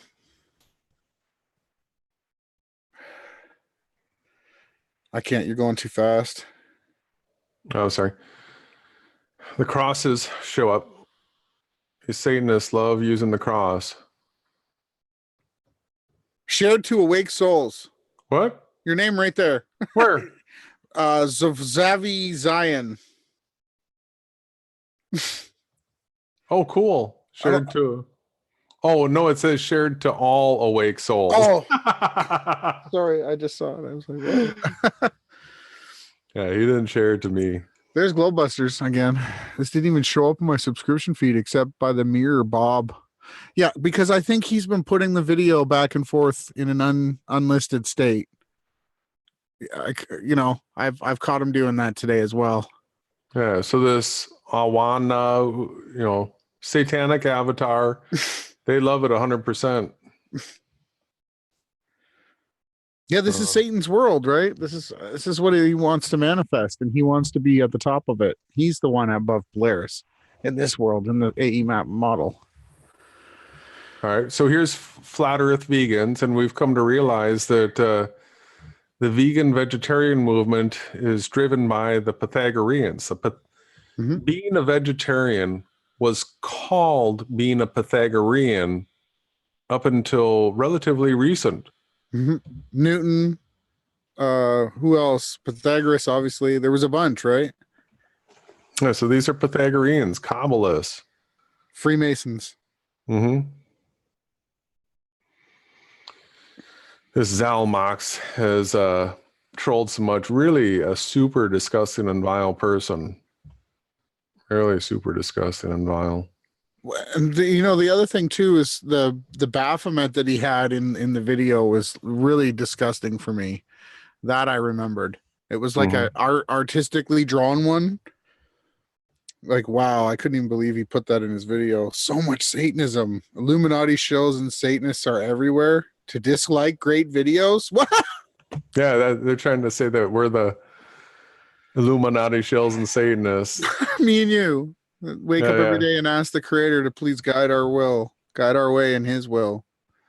And we're kind and we don't ask for any money and never sold anything. And like we've never e-bagged. And This person thinks the celestial clock is accurate, and so are horoscopes. No, they're not accurate. You can placebo affect yourself into any situation, but know that it's witchcraft, right? Mm-hmm. Don't forget that. We can see the sun never sets. That's a fake setup comment. Let's go to his channel. That person, he says he lives in northern Norway.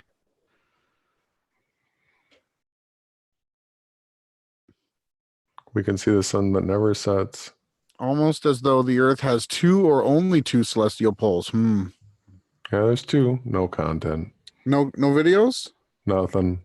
But he lives in the northern Arctic Circle, but he's got no footage. Yeah. No evidence. Can someone say bot?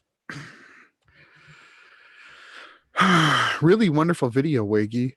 Superbly put together and presented, as always.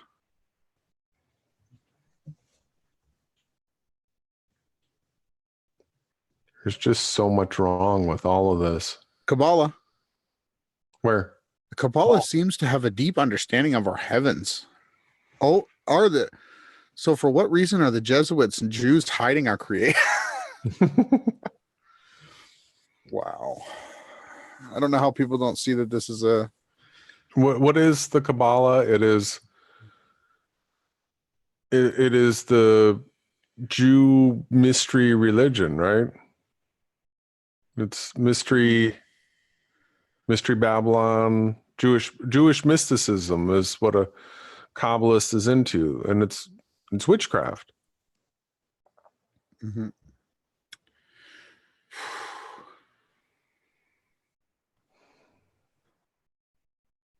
Best Effie documentary? No, sorry, no, full of Everything lies. about the AE Mappa model is wrong, people.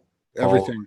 It's not reality. They got to come up with worse ad hoc theories. Ad hoc means they have to invent something because the observation doesn't match their prediction. Their prediction is that they live on a pizza pie circling sun model. When everything goes against that, they have to ad hoc the theory.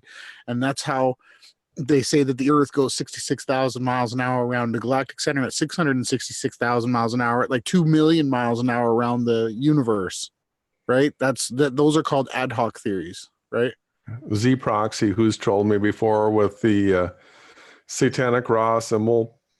He's calling out the section that those weren't real pictures. They were computer renders. 360 cameras, nor hashtag VR, hashtag NPC much. He's got the fascies around the edge here, just like Nathan Thompson does. But he's calling it out, though. Yeah. Here's Ditra.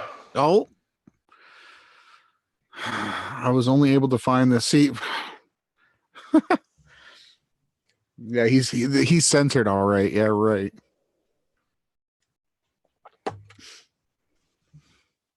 Dearth in there trying to play the mind control. Look at this one. Electric, male, sun, magnetic, female, moon, nanode, cathode. None of us know, but that one resonates with me. All old, hermetic, and alchemical texts say as much. There's a Pythagorean. Plain sight. Pythagorean.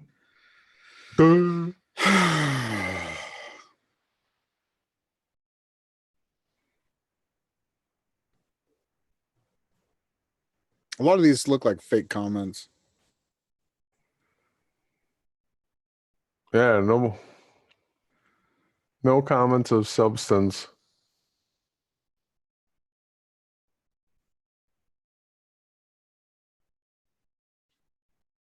Oh man, of course somebody's got to throw in Jesus, right? Oh. Keep in mind, people, that is the Jesuit name. When these people This is on a totally satanic video. Somebody's coming in with Jesus. This is probably, you know, some Jesuit Freemason trying to promote the name that we all know cannot be the Savior's name. Well, if he's using it as a curse word, it's just as bad. If he's like Jesus, you know what I mean? Yeah. To the video content. So either way, whatever that was bad. What makes the sky move? Wind. Scott Morrow. Oh, this is a bad one. The moon sure looks like a second sun in a binary system that was disturbed in the... What? Well, there's a crackhead for you. Adam and Eve have to wear Whoa, clothes. look at this. Ah! People Wow, he's responded excited. to this. He's excited. They always got to get to the center of the North Pole. Quasi-luminous style. Quasi-luminous style. Here, that's it. Wow, what a video. Just trash. Absolute trash. I don't know what people in the comments think. I'm pretty just absolutely stammered. That was rough. That was rough, but it had to be done. So we'll make sure that it's all titled, tagged, and we'll blow the doors off of him SEO wise. So if anybody's actually looking for truth, that they'll see that this is satanic nonsense, and maybe give it a skip. Well, that, and there's so much good research that's been put into the reality that we're in, and you can't just say no, that none of that's real, because we live on a circling AEMAP model, and you need a glass jar lid. That's how you replicate reality. And I really wish that these people could wake up from the deception and see that these Pythagoreans aren't to be trusted, man. This is the old stuff that needs to go. It's poison. It's garbage. Well, is there anything else you wanted to cover, brother? No, that was good. Thanks everyone in the chat for being a part. And wow. So where did people hear this? Are you going to play us out, or? I didn't have anything prepared for that. Okay. All right. I'm just asking this time. Where did you hear this, brother? Only Beyond Flat Earth.